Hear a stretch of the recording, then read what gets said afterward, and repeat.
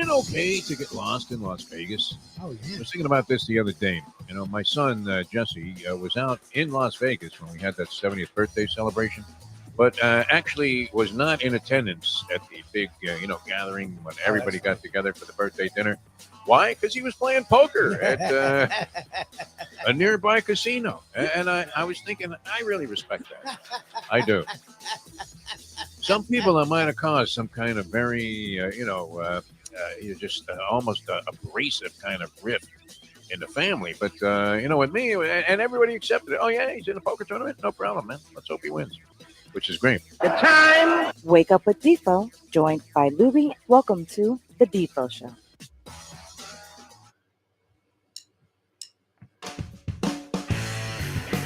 And a very pleasant good morning, everybody. Great to be with you here on the Defo Show. Jeff DeForest, Mike Lubie. It's hard to believe, man. It's cruising in on almost 2 years ago. That 70th birthday celebration out in Las Vegas, which we had the big dinner at the Mon Ami Gabi, one of my favorite spots to hang out at when in Las Vegas, because I'm a big people watcher. Naturally, we're in the observation business, are we not, Mike Lubie? How are you, Michael, by the way? You look good today, kid. Little trivia last night at the Vega Lounge.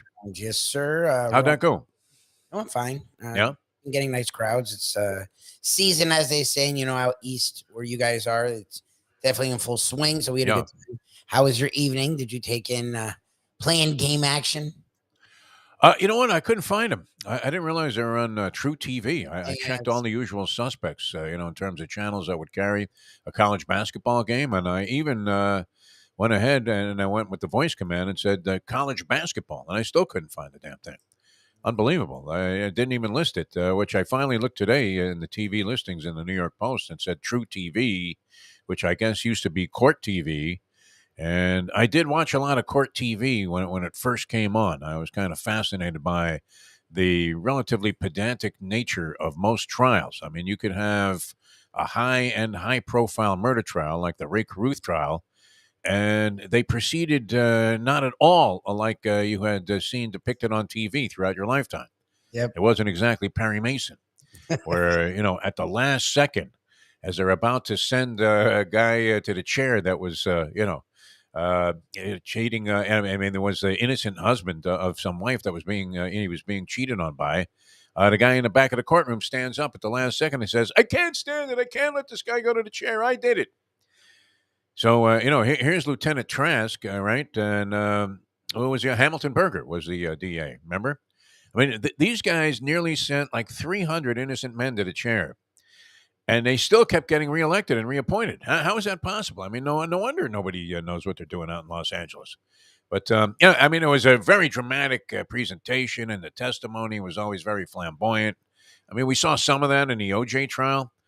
With F. Lee Bailey going nuts and, Barry Scheck going after Mr. Fung like that. What do you think about that?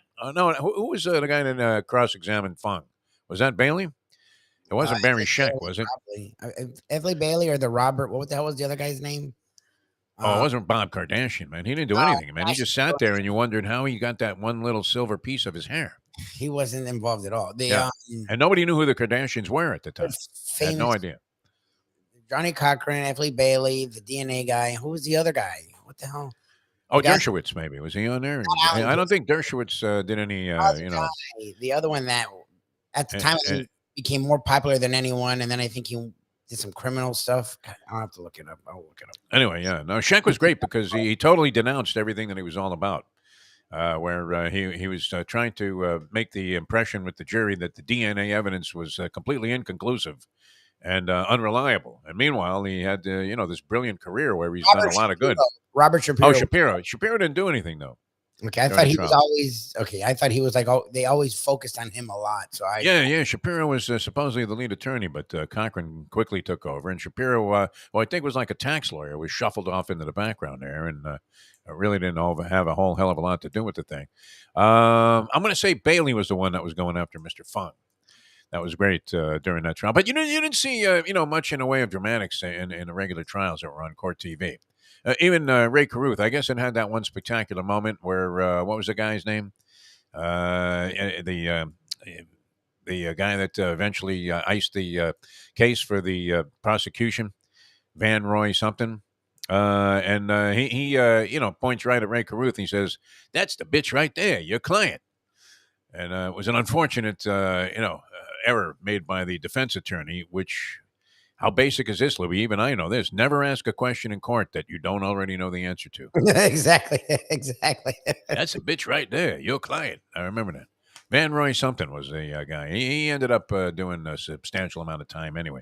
All right, never mind all of that. True TV is where you'll find the games. I would have hit one of the games last night. I thought Pittsburgh getting points was a good play last night. Pittsburgh out of the ACC, based on our conversation with Jim Larinaga, who always seems to be a little bit put back by the fact that the ACC is usually underwhelmingly considered by the NCAA committee of late. Anyway, used to be, I guess, they got a very favorable consideration, but last year, Jim Larinaga was saying the ACC was not being given its proper dose of respect, and they did very well in the tournament, including the Canes going to the round of 8, which I don't know, Lubie. I don't see it this year. Do you? I mean, if they do it, that's congratulations are in order. But do they get by Drake? I guess that's the big question. What do you think, Lubie? Do they get by the first round, and then I wouldn't overlook Indiana in the second round if that indeed turns out to be the opponent? I'm picking them to get through. I have a weird feeling either Omer will play, or the fact that Drake supposedly relies on their guards a lot will play into Miami's hands. I'm thinking Miami will win, but it's not going to be a cakewalk. I don't see them making the run they made last year. I can see them getting to Indiana, and then I don't know. I in my bracket, I picked them to get past Indiana, but I think I'm just being biased. Like we were having Larinaga on the day I did it, so Yeah. Canes love fest. I think they get by Drake, but yes, those who picked the Drake upset, I don't think it was a stupid move. Like it seems like more people are picking Drake to win that game than Miami. Yes, in fact, your man Howie Hoops, this is not necessarily a good development. Howie Kasoy is the guy's name. We've had him on the show a long time ago when he was red hot. We couldn't help but have him on the show when we were doing radio, and we haven't talked to this guy in a long time. But he has gone south ever since then because they keep having to post his all-time record.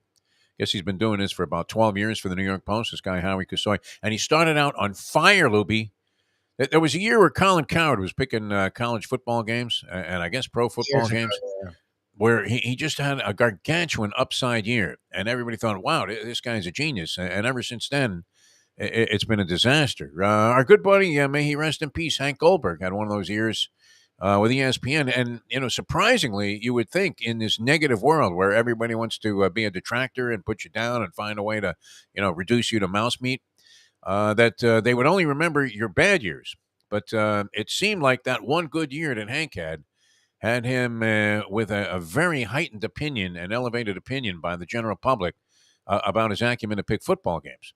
And then I kind of followed this because I knew Hank, and it seemed like every year he was giving out loser after loser and had sub 500 records or somewhere around 500, which is, just enough to get you destroyed also. Because you know what's going to eat you up in this business, Lubie? The vig, the juice. There's no free pass on the juice, even for the big man himself. But public handicapping is not the easiest of things to do, is it? You can more often be made to look like a complete fool, which is why I'm not necessarily going to follow our good friend Jim Sarni's suggestion that we start the show today by going through every game in the NCAA tournament and giving our opinion. I'm like, he's like, Jay Billis says, I'm like, good. Then they should go to Jay Billis, because if they're expecting that from us, I wouldn't hold their breath. Look, it doesn't look like there are any upsets to sniff out in the very overwhelming disparity seeded games where you have a 1 versus 16 or a 2 versus 15. And like I said yesterday, you start looking maybe 3 versus 14 if you can find one. But the problem is that we don't know enough about those 14th and 13th seeds, do we?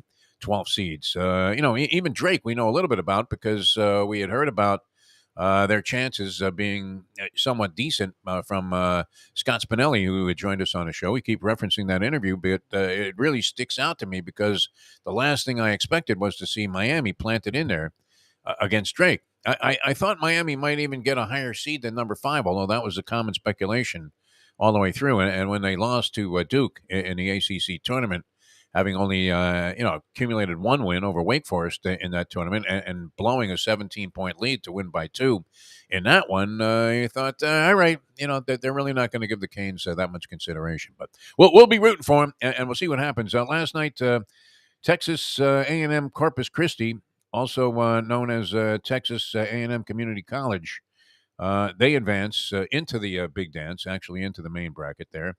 And Pittsburgh with a 1-point victory over Mississippi State. So 2 games on the slate tonight, and then we'll get into the tournament. 12 o'clock tips off on Thursday.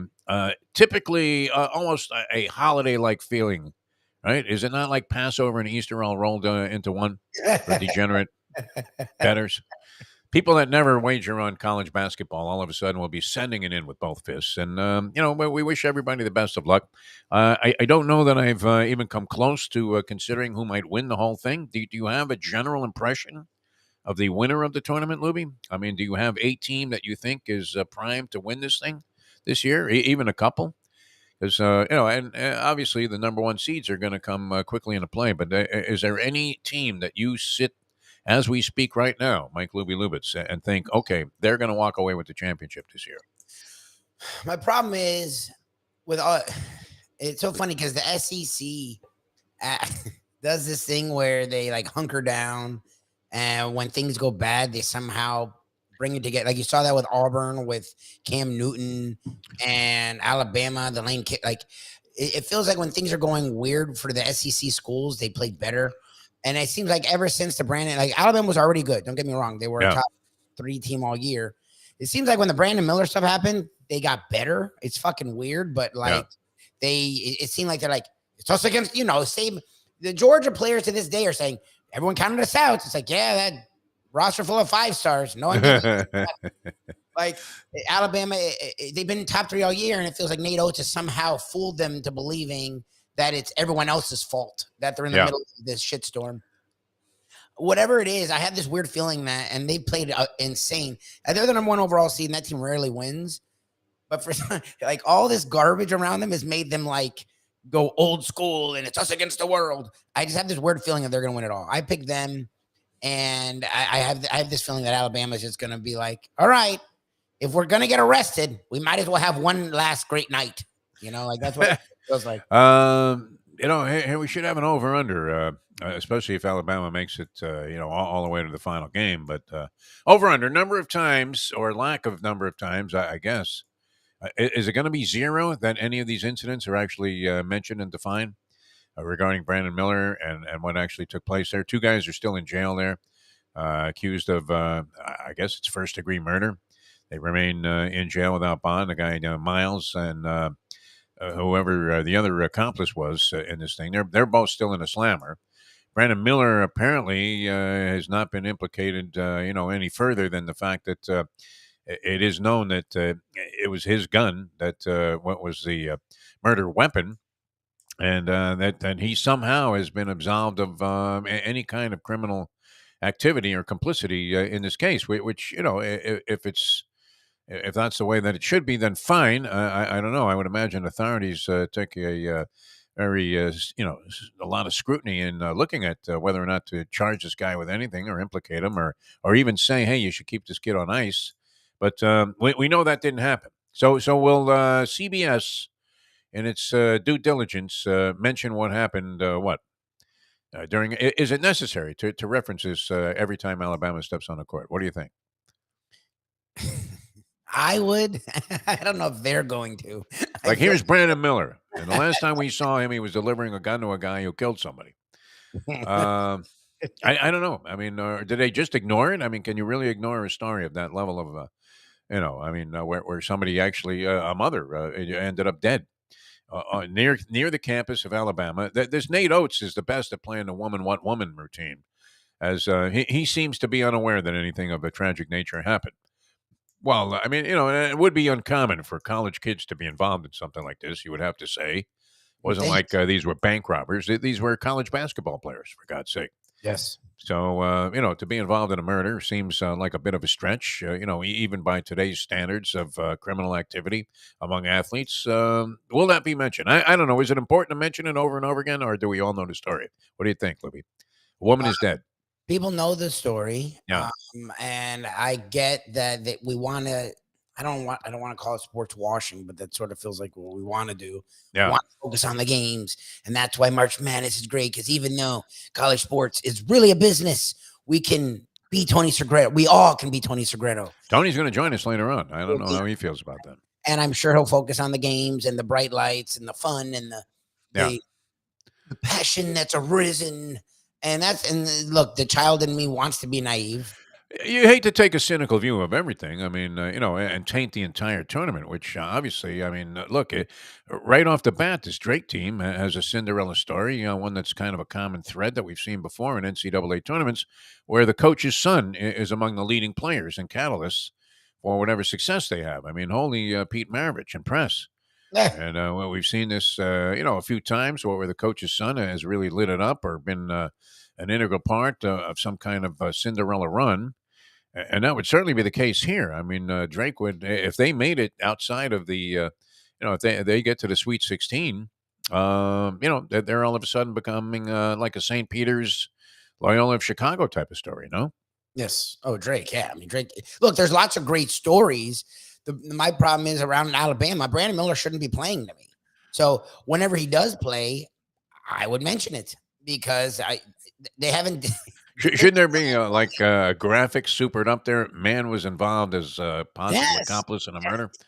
Whenever they show his free throw percentage, his field goal percentage, how much points, and also still involved in an ongoing investigation of a murder of a woman. Yes. Possible accomplice to a murder. Yeah. Okay. Yes. Honestly. I don't know how the guy is absolved of all complicity in that thing after the way the details were. I mean, my understanding of it was if you were the person that by request provided the guy with the murder weapon, I mean you may not have been on the scene when it happened, but there seems to be a little problem there, doesn't there? You're involved. You shouldn't be playing basketball. That's my stance. So it's not going to happen. I mean, look, we know how this goes. What they may mention it at the beginning of the first game. I mean, that's it. They're not going to do it. It's not going to be a recurring theme. No, that would ruin the coverage. Yeah, nobody would watch. They don't say, "Well, this is disgusting." What are we talking about? All right. So that. Two more playing games today. There wasn't. I don't know that there was a tremendous amount of steam around the playing games. Although for the people involved, the programs obviously it had tremendous depth of meaning. And the tournament gets underway Thursday at 12:00. Well, what's interesting in some of the brackets, they've already filled in like the playing game winner. Yes. Even though that hasn't been established yet. Which I find. I mean, couldn't that just fuck up the entire thing? Yes. Well, that's the thing is I always just go with the chalk in those games. So if the playing team Pittsburgh was a dog though last night by like 1.5, something like that. They were, and then they won when it's supposed to be like a dog fight, which is interesting. It came down to the wire. That's the thing that can screw you up is when the playing team makes a run. Because most people just have them out. So if they make a run, you're sort of screwed. Yeah. So I don't have any good feeling for any of the playing teams. So I just dispatch them.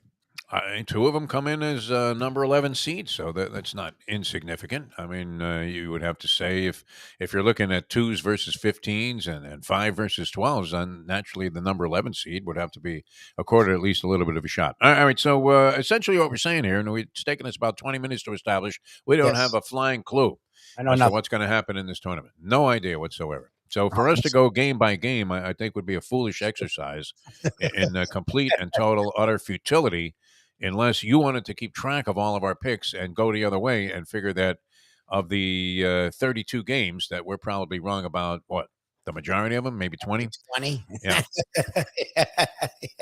Chalk win enough that I'll win enough games. So, yeah. Go ahead. That is the thing that you have to do well, and I don't know. It's a crap. The immortal words of the great Gordon Soley. There you have it, my friends. There you have it. We know nothing. Now, what I do know is this. I mean, they're going crazy, and this would be one of the great stiff jobs of all time, would it not? If Aaron Rodgers decided to retire.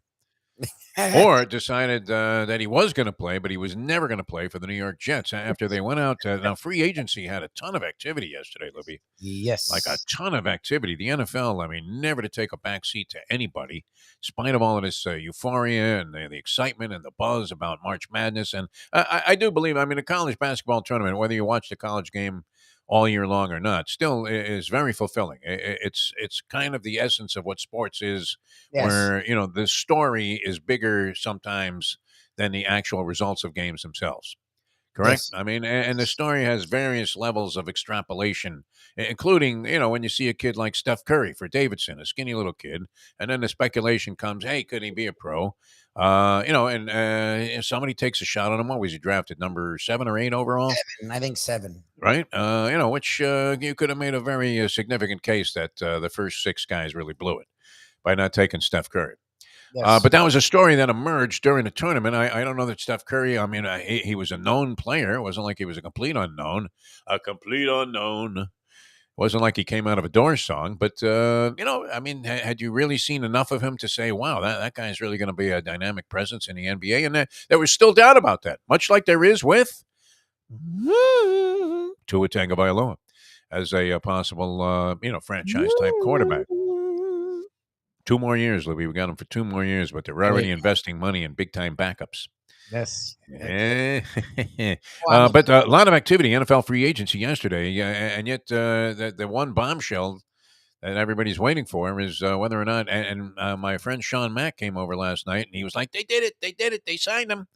Oh, yeah. I'm like, sign who? I didn't see anything about that. Aaron Rodgers making it official, and the hang-up is killing people. It absolutely is torturing people. What's happening today? He's going to go on Pat McAfee today. So, I mean, there's no way he wasn't doing it without doing it on his show. Like, isn't that great, man? McAfee, what a benefit this guy has had from having Aaron Rodgers as his exclusive. It'd be like having Pete Rose call you and say, you know what, Thief, why don't you get a podcast together, and I'll admit that I bet on baseball, on your show before my book comes out. I mean, most rumors, and I don't know why you wouldn't just admit to this, or Aaron Rodgers is highly involved in that show, like financially. I would think, yeah. Not just going only on that show and going to be weirdly honest only on that show for free. We've seen what he doesn't. You don't think Schefter feels totally jilted? That Pat McAfee's yes. getting this scoop and that he has to tune into some guy's show to find out what's going on. Like the thing with the kids with the National Letter of Intent, where they got 6 caps, and then finally the guy puts on a cap and it's like an ill-fitting Alabama cap, and you go, "Hey, what a surprise! He's signing with Nick." But that's what Rodgers is doing on a professional level, is he not? I mean, going to unveil what he's doing on some podcast, which is great. It would be nice if it was ours. It would probably increase the volume of clicks that we got that particular day. I mean, isn't the general consensus and feeling that, okay, I mean, no matter what he's done to drag this out and dramatize everything as usual, that he's probably going to sign with the Jets or end up being traded to the Jets and sign there. Yes. Rework his contract, and they've already he had a demand list. I love it. They signed this Alan Lazard. Now the Jets already had this. It's Wilson, right? Is the guy's name? The wide receiver. He was outrageous. Yes. That guy's great. I mean, any kind of supporting wide receiving core to that kid would have to make you a very dynamic passing attack type of team, especially with Aaron Rodgers at the helm. So that looks good. They signed this guy Lazard, who was one of his favorite targets with the Green Bay Packers. I believe they also got Hackett, the departed coach from the Denver Broncos, to be their offensive coordinator, who was very close, I guess, with Rodgers when he was the OC at Green Bay. Yes. So they've done a lot to try and accommodate Aaron Rodgers, including, I guess, one of his demands was that they dig up Fuzzy Thurston and have him parade out on the field, at the beginning of all ball games. They want him to wheel the dead body, the decaying body of Fuzzy Thurston out there, so they could celebrate all of the years that Rodgers had with the Green Bay Packers. And he always felt that Thurston was, underappreciated. Because Jerry Kramer got a lot of the attention there, and some of the other guys that were on those great Packer teams. So that was one of his requests, and I think this is something that came to him while he was sitting in the darkness there for 4 fucking days with no lights on. Well, what is up with that? I guess you find your inner being and figure out a way to throw more touchdown passes. Maybe we should try it, Libby. What do you think? Why don't we just shut the lights out here and sit here for 4 days and see what happens? I don't need more darkness. I have plenty of darkness in my life. I can't even wipe my ass without having a light on. What are you talking about? Aaron Rodgers is going to be in complete darkness for days? And this is the guy, I mean, think about the strangeness that comes along with Aaron Rodgers. And is that not sort of seeping into, his ability to perform on the field a little bit? Do you feel that? Look, the excitement around the move to me doesn't make any sense. Yeah. I understand when you had Zach Wilson and Mike White, who are not NFL quarterbacks, starting for you, and you have all this talent around it, and you're like, oh my God, we're so close. We just get a quarterback. So yes, he's an upgrade over them. Yeah. New York fans, and this is what the New York fans do, are acting like they're getting Aaron Rodgers circa 2010. Like, this isn't Aaron Rodgers 2010. Like, yes, 2 years ago he won an MVP. He didn't last year. Like last year he started out. I mean, the team was cold at the beginning, and then they caught fire near the end. And unfortunately, after beating the Dolphins for Green Bay, I mean, unfortunately, they lost that game to the Lions at the end of the season, missed the playoffs. He still has ability, but his ability is getting to that Terrell Owens point where is his ability outweighing all the crap. I don't want to say craziness, but all the crap. Like, which will be exacerbated too in New York. I mean, when he has to Yes. try and explain some of this bizarre behavior, and isn't, you would imagine he's going to be a little bit reluctant to do that. Green Bay is like being at University of Alabama. Nick Saban gets mad over the reporters didn't fawn over him the right way, so he gets pissed. Like, it's Green Bay. There's no way they're not just fawning over the Packers. They need the Packers. So like, he's now going to a city that they openly are antagonistic of the players in the city. Like, I don't know. The Jets fans, I guess, should be excited because they're making a move, but I'm confused. I think it's going to be a shit show. Like, I am just waiting, lying in wake, waiting to see how badly it blows up, because that's what it feels like is going to happen. Like, what he's doing, he's already doing this. A list, you need to sign, and it's all garbage guys. Randall Cobb's in his 80s. Mercedes Lewis, I thought, was on a coaching staff somewhere, and Alan Lazard, he's like a fourth receiver. Like, I what are you doing? Like, like, and then they're doing it. It's like, oh my. Well, yeah, I mean, to allow this guy to dictate personnel moves does seem a little bit far fetched, doesn't it? I mean, you think Pat Riley would stand for that? If Jimmy Butler said, "Hey, I'm only coming here if you sign Chuck Nevitt." Well, the problem is he did do it, and that's why Kyle Lowry's here. Yeah. The reason he got Lowry is because of Jimmy Butler. It doesn't want. I literally wrote, "Ask LeBron." Like, that's what's great is next year when he's bitching about the talent around him, it's going to be funny because he's the reason that talent's there. Yes. Oh no, LeBron, the worst GM in basketball. In spite of the fact that he's won championships with a variety of teams now, 3 different teams, which is something that even the great Michael Jordan never had to venture out and do. So, when people are comparing the 6 rings versus, 4 for LeBron? Yeah. I mean, they have to consider he did that with 3 different teams, which, it makes the teams, honestly, it's accomplishment a little bit more, more intense in terms of the degree of difficulty. I mean, the Jets' next option is to sign Bart Starr. It really is. I mean, look, they've gone this route before with former Green Bay quarterbacks. Brett Favre, final years, he actually was okay with the Jets there when he got there. He wasn't terrible, but it wasn't going to last long. Aaron Rodgers, you figure at best, is a 2-year proposition. And are the Jets in a position to win right now? And would you put yourself through this much indignity in crawling on your hands and knees? It did work. I remember, I'll never forget, they had this shot of Mickey Arison and Pat Riley, and I don't know who else was with them. It might have been Andy Ellsberg, and they were all kind of stuffed into a small car. I hate to make this reference because obviously these guys are very serious people, but it was like clowns in a Volkswagen. It really was. There were like 12 guys in this car, and it was a shot of them driving to get their opportunity to get on their hands and knees and beg LeBron James to play for the Heat. I remember all these different teams were sending their contingent of ambassadors and executives, and they were all just, sitting in front of LeBron James, kind of like those recruits were in front of Calipari. Remember when we were at the Final Four in Houston? And we said, well, what is this? Like a convention of 7-footers? There was a line of 7-footers out the door.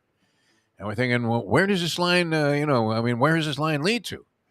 And sure enough, as it snaked around the lobby of the, hotel that was the center for activity for the Final Four, there with no socks on, a pair of white pants, looking like he had just spent the weekend in the Bahamas, smoking cigars and drinking cold beers, what was a very casual-looking John Calipari, and these 7-footers were on their hands and knees begging to be able to go to Kentucky.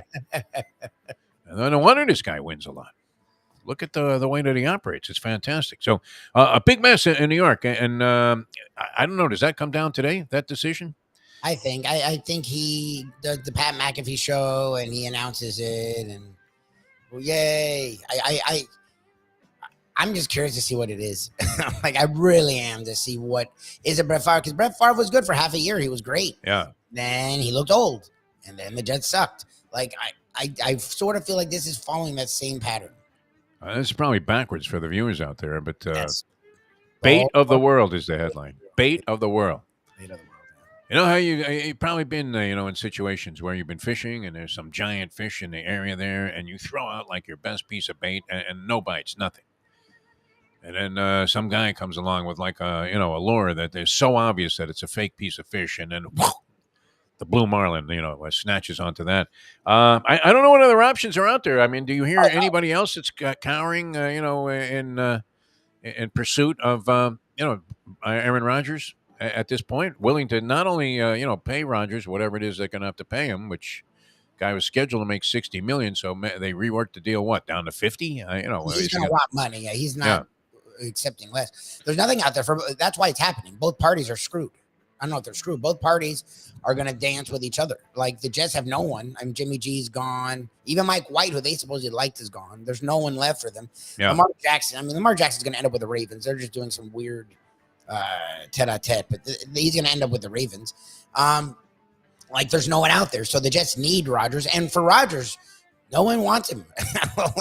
There's too much garbage there. Like the Jets and the Rodgers have made their bed, and we'll see how comfortable they lie in it. Only the Jets could really royally screw this up, right? Where they had many opportunities to go ahead and at least add in a guy that was more than serviceable at quarterback, which I would consider Derek Carr to be. I don't know about Jimmy Garoppolo. I don't know that they necessarily whiffed by not getting Garoppolo, but he certainly was a better solution to the fact that, as you said, they have nobody right now. Mike White, didn't look like somebody that the Jets were ready to count on anymore after a disastrous. What was the game he played where he was just absolutely god awful, and then that was it. And they went to like Flacco after that, right? They just said, "Hey, that's it. We can't run with this guy anymore." And he ends up here, so we'll see. And he's in a position with the fragile nature of Tua Tagovailoa, where that may be your Dolphins quarterback. All of these other moves could be a wash. We'll find out. We'll get to the bottom of that in just a second here. Chris Perkins is going to join us. Covers the Dolphins and, of course, the NFL on a regular basis for the South Florida Sun-Sentinel. Just when he thought he was out, they pulled him back in.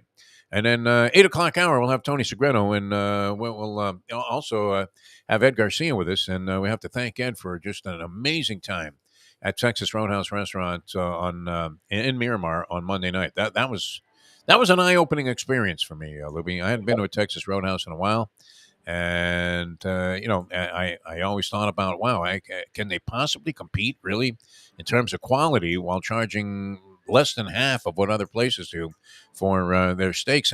Now I took half of it home at least, and I consumed it yesterday. The rest of that steak. And even cold out of the fridge, it was you could tell, man, this is a quality piece of meat, man, unbelievable. $29.99 with a couple of sides for bone-in ribeye, cooked to perfection. Although I think you might have gotten my steak there, Libby. Yours looked a little blood rare there. I was going for the rare. Mine was. I was just gonna ask. Mine was pink. So you get rare plus, and I'm like, okay, what's the difference between medium rare and rare plus? Because yours looked more red than mine. Oh yeah, okay. Yeah, right. I was like. But it didn't, because that's the thing. The professor likes it rare, and I know you'll order rare. I like it rare, but sometimes when you order steaks rare, even in the most premium of steakhouses, that they don't cook them at all. That's my problem. I don't mind if it was. I mean, I don't want it raw. I rare is rare to me, and I think the definition of rare has kind of changed over the years. That's my thing. Is what the idea of rare is what I would want. Yeah. They end up doing like what the professor likes, which is like the purple. And I don't want it purple. I want it red. Like, I don't want it purple. So that's why I always go medium rare. And it was cooked medium rare, and I liked it.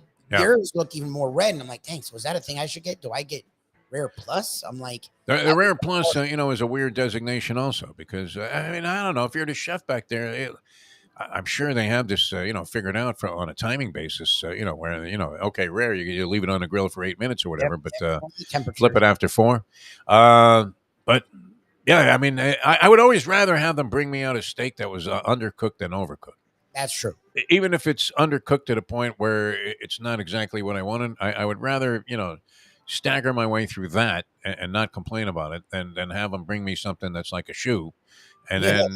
then you have to send it back, and you're like, I feel terrible about that when it happens. I just liked it between Ed, who got medium, I got medium rare, you got rare plus. They actually all three look different, which is not always the way it should be. Yes, not always the case. So, like, no. they'll just medium. It's not happening at the Sizzler like that. Let's put it that way. Exactly. All right, Chris Perkins coming up here. He's going to join us by telephone, so no visual of Chris. I always like him when he's sitting out there, puffing on a cigar by the swimming pool.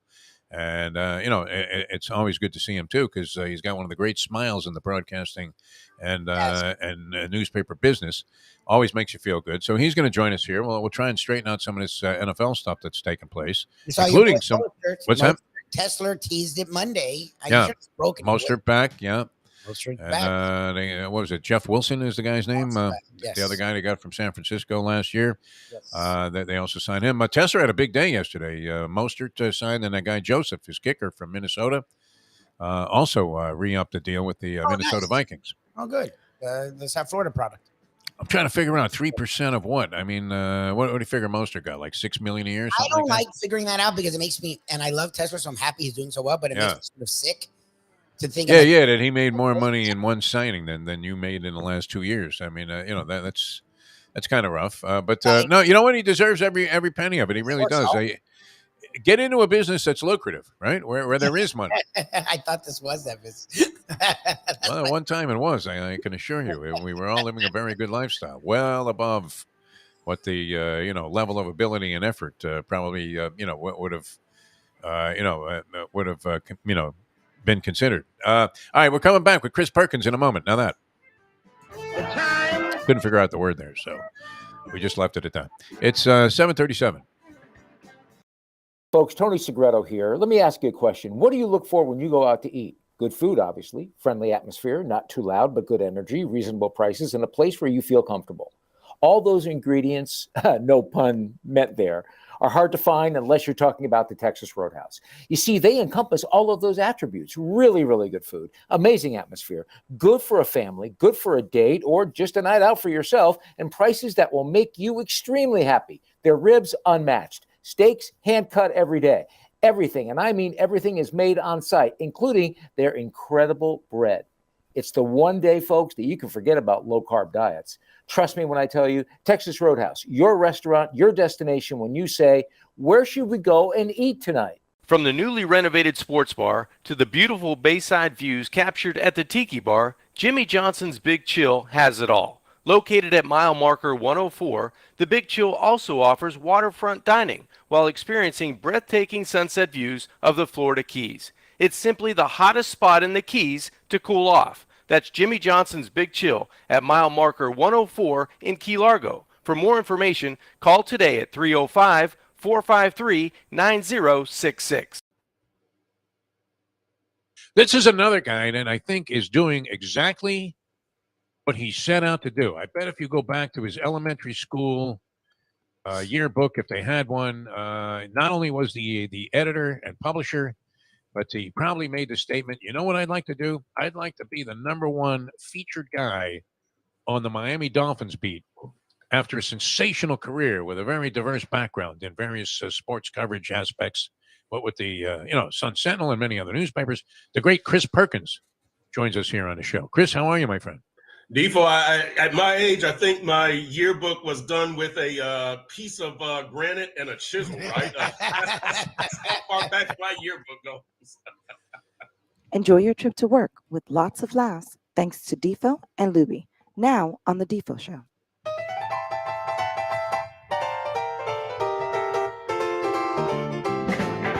All right, welcome back to the show. Good to have you with us here. Tony Segreto joins us, goes all school in the 8 o'clock hour. In the meantime, always a pleasure to welcome the author of those last comments here and the author of many a fine article in the South Florida Sun-Sentinel, especially on the Miami Dolphins beat, where he is the #1 guy, the Miami Dolphins columnist for the South Florida Sun-Sentinel. The great Chris Perkins joins us here on the show. Chris, how are you, my friend? Defo, man, I am trying not to get swept up into Dolphins free agency season. You know, it's going Yeah. around, man. It's going around. Yeah. Well, we've been asking this question. We had Jason Cole on, one of your good friends and contemporaries in the NFL coverage business yesterday. And but we're trying to figure out how many blockbuster moves can you make as a franchise or an organization in sports and still remain mediocre. So have the Dolphins made any progress? Because they certainly made some blockbuster moves. They have made some blockbuster moves, but look, we see this happen a lot, right? Yeah. We look to our friends in the NBA with the Philadelphia 76ers and Boston Celtics, right? That you just make move after move after move, and you never get that title. So it can happen. We'll see what happens with the Dolphins. Here's what I do tell people, though, because there's a lot of I hear a lot of the TV people saying, "Oh, the Dolphins are instant Super Bowl contenders," and you know, this and that, and I'm like, look, the last time we saw this team, they were losing 6 out of 7, right? They had lost 5 in a row. They were winless in December, and I think that everybody wants to freeze time at 8-3 and think that's what this team was, and it's like, nah, you were 9-8. And, you know, and I know people like to say if Tua stays healthy, these guys are X, Y, and Z, but Tua was healthy for that San Francisco game. Right. Tua was healthy for that Chargers game. So what I'm saying is let's ease back here. There's reason to definitely be excited if you're a Dolphins fan, because this team, they seem to have a plan now. It's not just this bit by bit. We'll add Ndamukong Suh and then we'll add Mike Wallace and we'll see what happens. This is a plan, right? Where you get Mike McDaniel and you get Tyreek Hill and you get Teron Armstead, and in the middle of the season you get Bradley Chubb, and the next offseason you get Vic Fangio. Then you make the Jalen Ramsey trade. So it's a series of events over the last 12 months, and it seems like there's a master plan. That's why Dolphins fans should be excited. But let's not go too far. Let's not put the cart before the horse, right? So, so that's all I'm saying is that there's reason to be excited, but let's not get overly excited yet. Well, look, and Defo talks about this. It's like the big thing on the eye chart, if like, look, that's the issue for them if they stay healthy, and it's not just Tua. That's what's annoying about it. There's like 6 guys that if they stay healthy, but on paper, they have put together a roster that's as talented as any in the league. And that's one thing I will fight with people when they just want to hate. Fine. Yes. Well, they stay healthy. Who the hell knows? But on paper, they're as talented as anyone, including Tua. Yes, they struggled as a team, and he had his struggles, but overall, he was like top 5 in almost every major quarterback category, which is all you were going to ask of him for last year. His big issue is staying healthy. What I do like, and you said it, is instead of signing a Sue because Mike Tannenbaum's horrible at his job and he just wants to look like he's good at his job, like they're signing people that are positions of need that should fit what they're trying to do, which is not like Brandon Marshall was a great move. Who knew if he was going to work or not? Mike Wallace, same thing. Like these are all guys that are fitting places of need. They're filling holes. Now, the question I have for you is the remaining holes left. How do they fill those? Like we keep hearing Jordan Poyer is a done deal as safety. Okay, well, he's going to take a lot of money. Where do you have now money for those 2 offensive line spots that you have to fill? Yeah, I don't view Jordan Poyer as a need. Jordan Poyer would be a luxury, right? Yep. Because you already have Brandon Jones and Von Holland back there. So you have 2 good starters. You have 2 quality starters there. You have a need at left guard. Yes. Because Liam Eichenberg is he probably needs to be replaced as a starter. At right tackle, I think you could be okay with Austin Jackson returning. We don't know what Austin Jackson is. He was injured all last season. And then Brandon Shell as a backup, and if Brandon Shell has to start, well, you're okay. Here's how I view offensive line, Lubie. Okay. You're not going to be good at all 5 spots. Very few teams are good at all 5 spots. If you can nail down 3 of them, you're good. And ideally, it would be the center and the 2 tackle spots. that you nail down. In the Dolphins case, you have center, you have left tackle, and you have right guard. Left tackle, center Hunter Williams, left tackle Teron Armstead, right guard Robert Hunt. The problem is Tua's blind side could be exposed. The right tackle protects Tua's blind side. He's a left-handed quarterback. But I feel good right now as far as major moves. If you want to make a big move to get another position, that's fine. But I don't think that a Jalen Ramsey type move, a Bradley Chubb type move, is necessary for the remainder of filling up this roster. I will say I would have liked to have seen them get a flashy running back. Instead of bringing back Mostert and Wilson.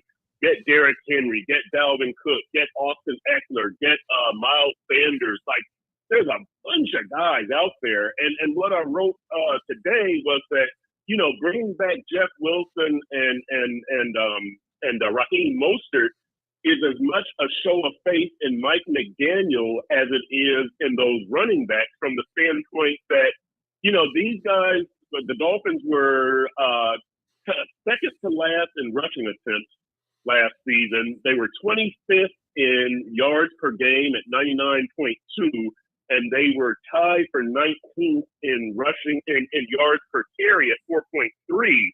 None of those are impressive totals. And to me, what they're saying is this wasn't the running back's fault. This was Mike McDaniel, our play caller, the guy who wouldn't stick with the run, the guy who kept passing. We can bring the same two guys back, and our running game will improve. They haven't made any drastic improvements to the offensive line.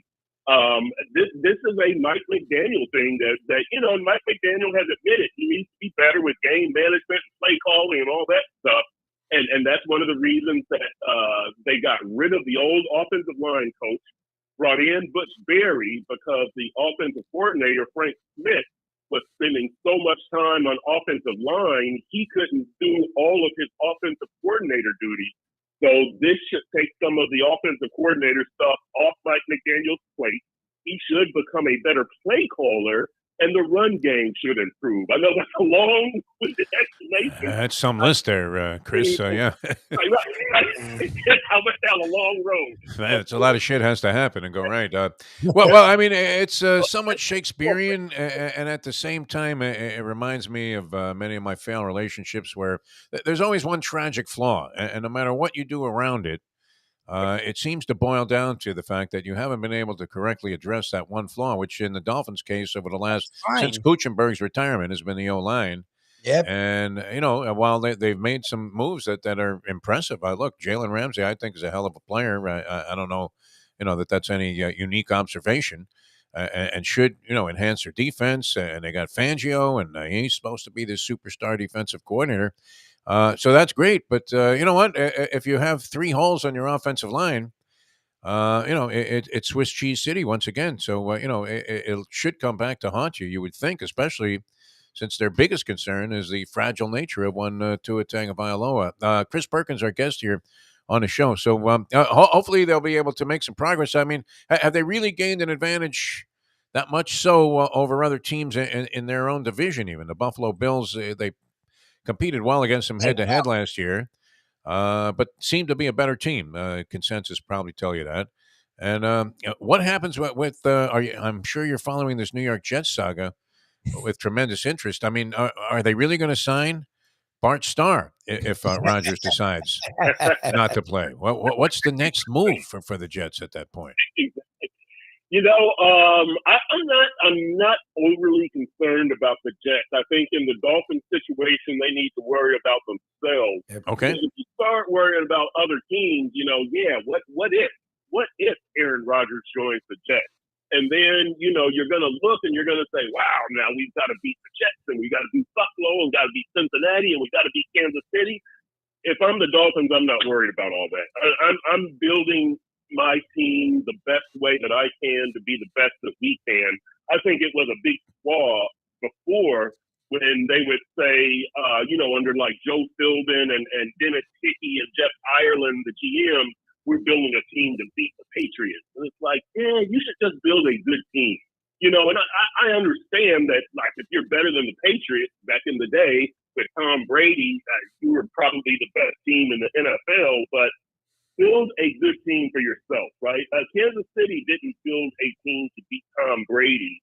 They built a team that was going to be good. You know, it's Patrick Mahomes and Andy Reid and Tyreek Hill and Kareem Hunt, and forget about what New England has. So I don't think the Dolphins should worry about if Aaron Rodgers comes, blah, blah, blah. Just build the best team that you possibly can. And to me, build a team that's not really quarterback dependent. That you know, and that's one of the things I have with bringing back Mostert and Wilson is that I would have liked to have seen them take some pressure off of Tua. Yep. Either because I'm still not convinced that Tua is elite, and number two, because that's just the way to build a good team. But you know, they're doing what they do, and that's fine. But don't worry about the New York Jets and Aaron Rodgers. Build your own. Yeah, you know what I love about the way they're going about their business now is it is the complete antithesis of everything they told us they were going to do 2 years ago. Or three, I guess, when they started tanking for Tua, and I guess that that goes back to what 4 seasons back with Flores, but where they were horrible, and they kept getting rid of anybody who actually had even the slightest modicum of NFL ability, and bringing in guys off the street.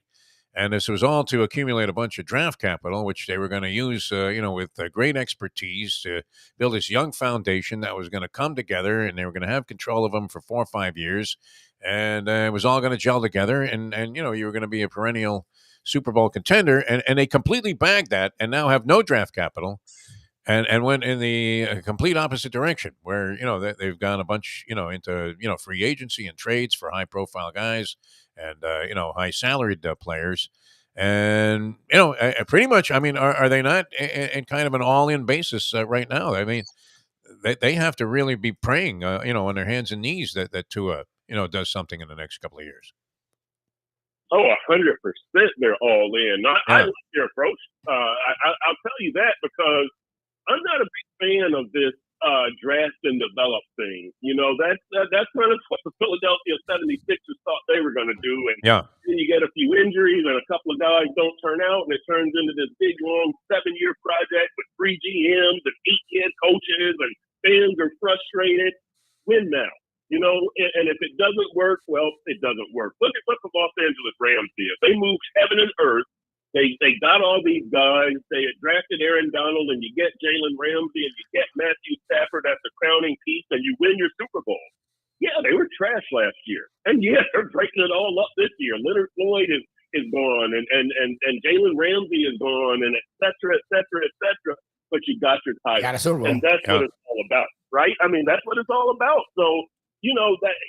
If the Dolphins are all in, it's a 2-year window because of Tua's contract and the other guys also that are coming up, right? Devon Holland and Robert Hunt and Christian Wilkins, they're going to do this year.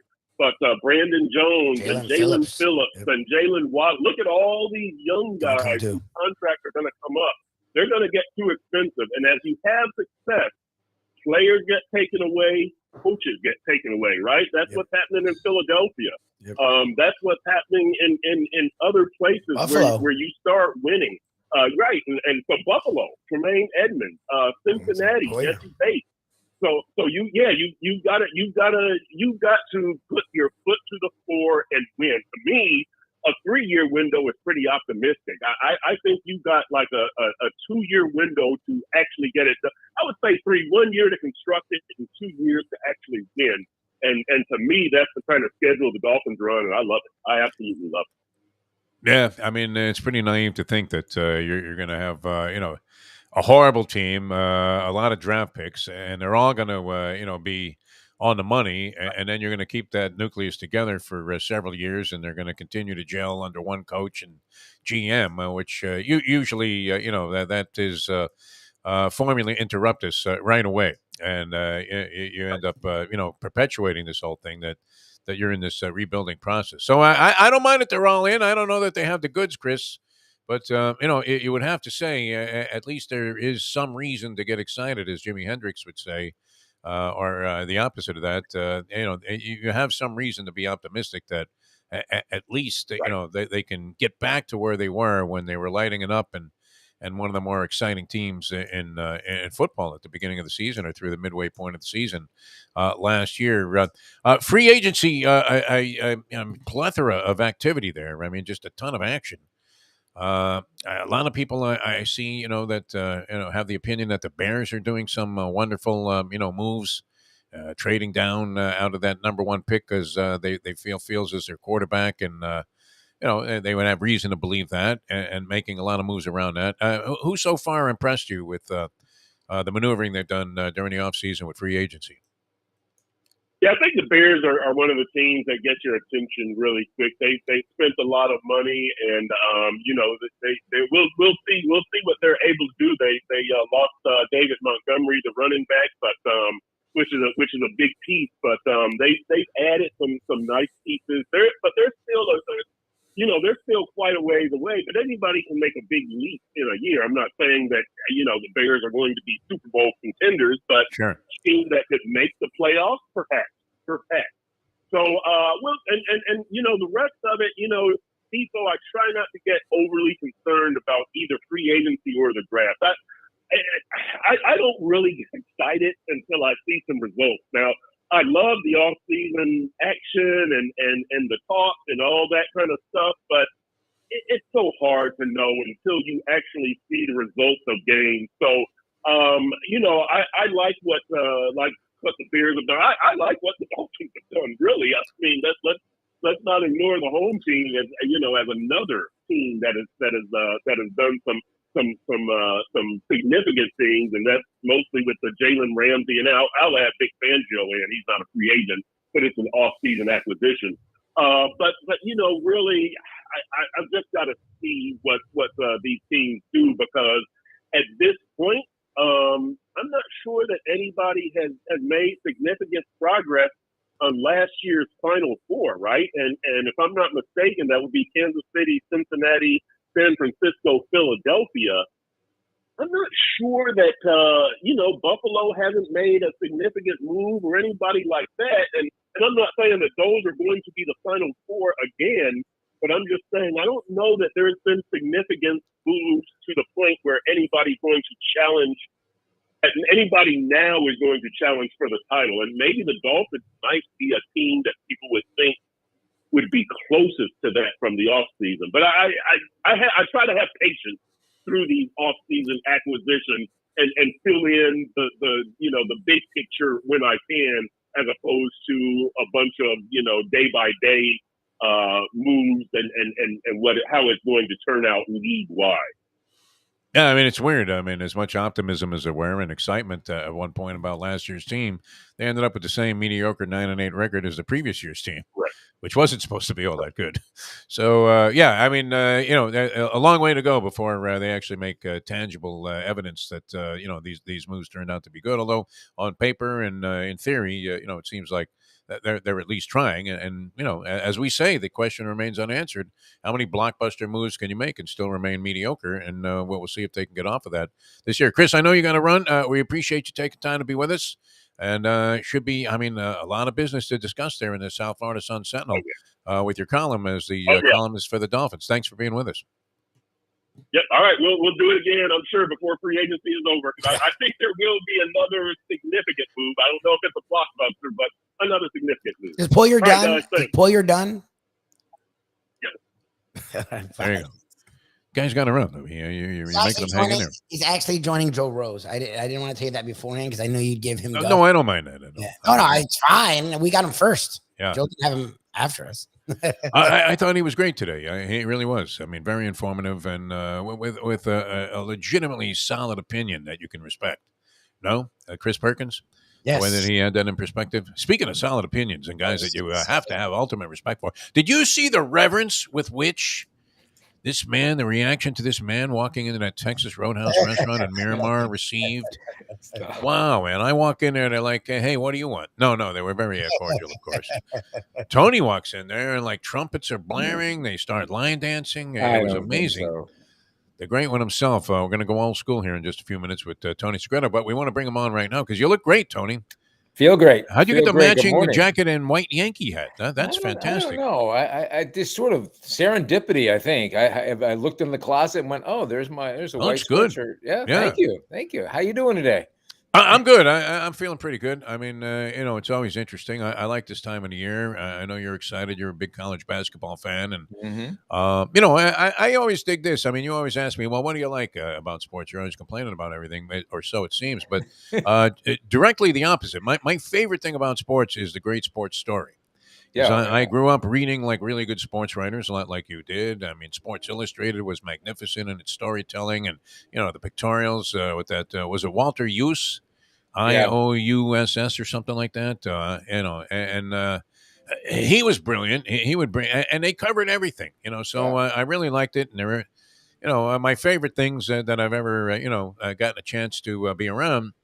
Naturally, with the stories and the storytellers and the people that were part of those stories, like Angelo Dundee and so many other guys we had the pleasure of getting to know here in South Florida. So the tournament always gives you something in that regard. So I love that, regardless of who wins. I mean, I know there'll be some negative, attachment to the storyline if this Brandon Miller wins with Alabama. Obviously, because it's very questionable and suspect whether he should be playing at all.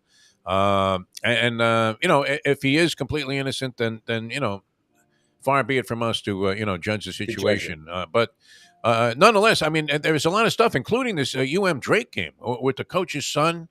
Can he carry Drake to and not even a far fetched upset? Can Coach Larinaga get it together without? And you had you said.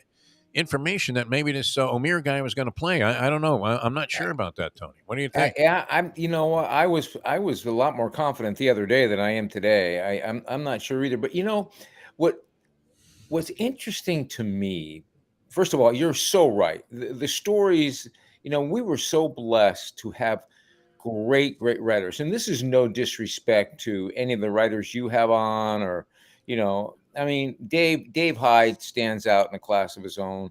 But beyond that, I mean, we don't have those great writers that I seem to gravitate to right at the moment down here. It doesn't seem like the internet. I mean, maybe I'm just talking about like peripheral sources like CBS Sportsline and stuff like that. And these guys, whatever, they have information, but they don't go into the detail and don't have the lyrical style that you used to see. Exactly. Yeah. I remember I was with when I'd go to the track, especially for pre-races. Yeah, exactly. I would get to sit with Red Smith and people like that. And I remember walking out with Red Smith one day, and he said, "Tony, it was great to spend some time with you. I'll see you at the race tomorrow." I said, "Absolutely." I said, "Where are you off to?" He goes, "I had to go home." He said, "I got to practice spelling the word the." I'm looking at you. This is Red Smith. Are you kidding me? But what I was about to say was, I was at a meeting yesterday.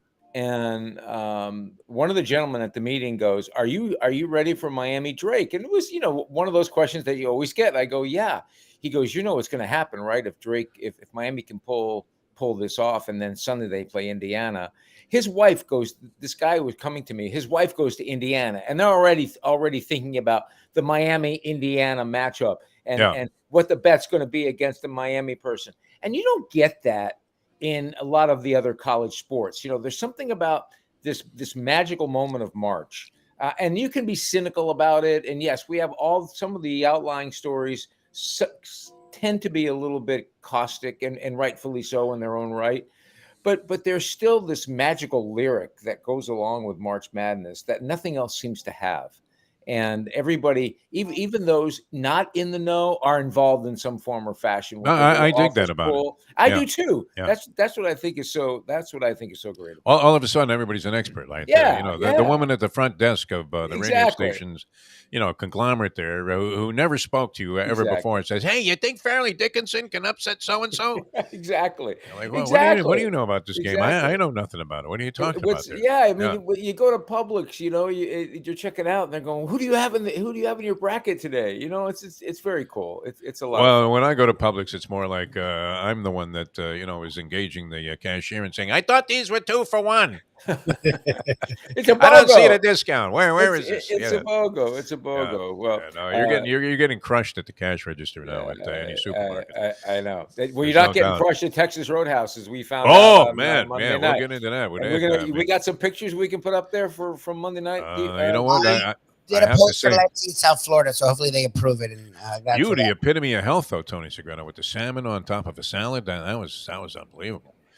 But but it's like you say, I mean, and we have this argument all the time with the great Mike Mayo of the Lunchbox, and he's saying, well, you ordered wrong, but the truth is, you would expect that salmon to be good, Yep. Otherwise it shouldn't be on the menu.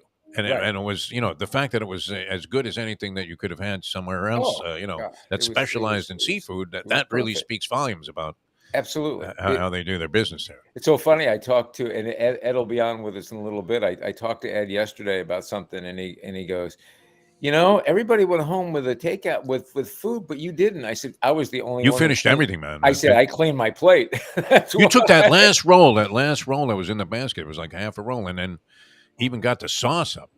That was you know what I tremendous. did? Don't you? I took that last roll because no one was going to go for it. Right. Yeah. First of all, let's tell everybody. So the three of us met Ed Garcia. They do for melt in your dinner mouth. on Monday night. Yeah. And they bring the rolls to the table. There's one roll left in the basket, and no one's going to go for it.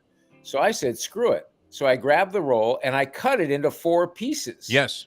And I handed everybody a piece so that everybody got their last. It was like a matzah at Passover. Man. I mean, they were handing out the bitter herb. It was awesome, man. I didn't know you were Jewish, Tony. All you needed was your Mogan David, and you were set to go. I was trying to dodge as delicious as they were. You don't want to eat like 4 rolls before you I order know. like a giant Nope, steak. that's the thing. So you have to be careful there at the beginning. You I really know. do. But I know. no, it's a good you're- time. I mean, it's great to be there, Yeah, and good company too. You seem to be in very good spirits, Tony. All right, we And you said- look great. I mean, as good as you look on the camera here. Honestly, people, I didn't recognize Tony Segreto. You got younger looking, even from the time where you had jet black hair. You look younger now. You really do. Remarkable. A lot of work, but thank you. I'm not sure about that, but 6 miles a day. You were telling us 6 miles a day. Yeah. That would mean I would end my walk and say, "Well, let me walk like all the way down to Commercial Boulevard and back." Well, And I don't do it. I usually try to break it up into 3, 2, 1. So Oh, you're going at different times. Yeah, I'll do 3. Oh, okay. I'll You're do 3 and a staggering. half. I'll do 3 and a half in the morning, and then You go back out again. then I I'll mean, go see, back out again, and then I'll end the day in the gym with probably a mile in on the treadmill. gym. Oh my God, Tony, you're unbelievable, man. You talk about the road warrior. That's not Glenn Johnson anymore, my good friend from boxing fame. It's Tony Segreto, the road warrior. All right, we're going to come back. A lot to discuss with Tony. Yeah, We'll see how he feels yeah. about the tournament, various things that are happening around the National Football League with Man, the oh man, Dolphins all getting these involved. changes. Holy Lord. It's been a very interesting couple of Crazy. days there, and Crazy. we have I don't know. I'm not really that into the baseball World Classic. I'm not either. I wish I could be, but I used to be. Yeah, this year. No. I don't know that I ever really got into it. I mean, it's kind of fun. It's nice to see how the especially the Latin fans here in South Florida respond to Venezuela and Puerto Rico and some of these other teams. I don't know if Nicaragua is as popular, but the crowds there have been dynamic, and it makes you think, well, why can't this happen on the major league level? Because our team is not exciting. No, is that it? Well, there's more to it's the whole environment of it's the whole I don't know. It's the aura, or it's the whatever the Marlins put out there. It's not positive. And Wouldn't it be great if they were cha-chaing into the ballpark like they do Something. over this World Baseball Classic? When you got out of your car and it was like, you started dancing into the It was like stadium. there. Return of the Titan. Remember the Titans awesome, when the Titans would come out to in high school, they would dance and they would have this whole little thing. And Where's the spirit down here? I You go to a don't game, know. it's like you can hear a guy on his cell phone in the left field Right. seats going, "Listen, Charlie, I want my money tomorrow." You're like, Right. hey, listen, back off that guy, Jack. And that's the other thing about March Madness, man. Everybody is into it. The energy it's good, yeah. It's remarkable. You can feel the energy, through the TV, unless you're obviously when you're there. But I mean, you really can feel that. I'm excited. I mean, there's some games today I was looking at, but it gets really going in earnest tomorrow. Like I said to you, though, I want someone to weigh in on this for me. Like we talked about on Monday night. Hurricanes are in the Midwest regional. Midwest. Now, to me, Midwest, Michigan, around that area. But the territorial aspect has always been way out of whack. Yeah, I mean, so you would have a team from the southeast and the west, Where do they open up? In Albany, where there's 14 inches of snow on the ground. Well, maybe that's good, although, what would happen to me if I was on that team? I'd be somehow taking in simulcasting at Saratoga. Yeah, in spite of the snow, and Lubie knows this of me to be true. Hey, listen, I take my sojourn to Saratoga every summer when I'm home in Vermont. Well, it'd be nice, to get out there for sure. All right, we're going to come back with Tony. Tony's a big fan of Hialeah Park, just like we are.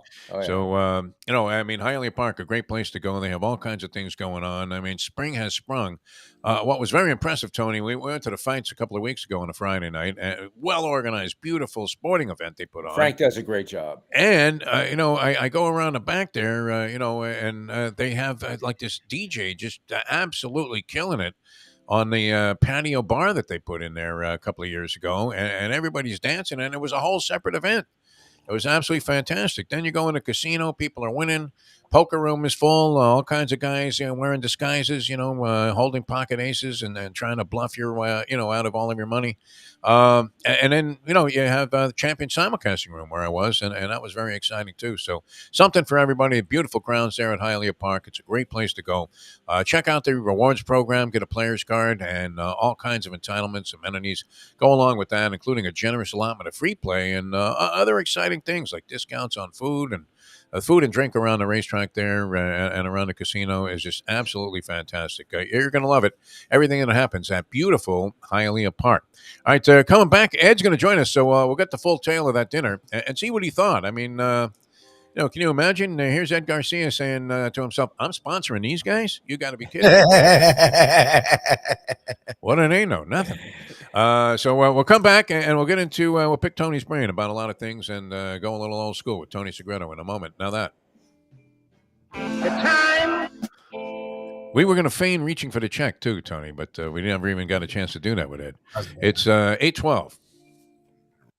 Ponies in Style at Champions, the outstanding simulcasting room at beautiful Hialeah Park. Yes, the grand old lady of thoroughbred racing has never been more vibrant, and you can wager on the races from the top tracks around the country while enjoying a cocktail at the Brass Rail Bar or any of the fine food served throughout the facility. If poker is your game, you're covered in style, and you can play all your favorite Vegas-style games, including blackjack, craps, and roulette, in Hialeah Park's sizzling hot casino. Get a player's card when you walk through the door for all kinds of generous amenities, including our favorite, free play, when you come out to the ultimate casino and entertainment destination, Hialeah Park. Hey folks, Tony Segreto here. Since day one, Catholic Health Services has been part of Old School. And since we've started letting people know about them, it's changed their lives. You see, Catholic Health Services, while being recognized as one of the top places for stroke rehab in the country, it's also about a group of people who not just excel in what they do, from the doctors to the nurses to the therapist, on and on and on. It's how they do what they do every single day that separates them from the pack. They do it with a passion, unmatched, and the inclusion of family in every step of the process.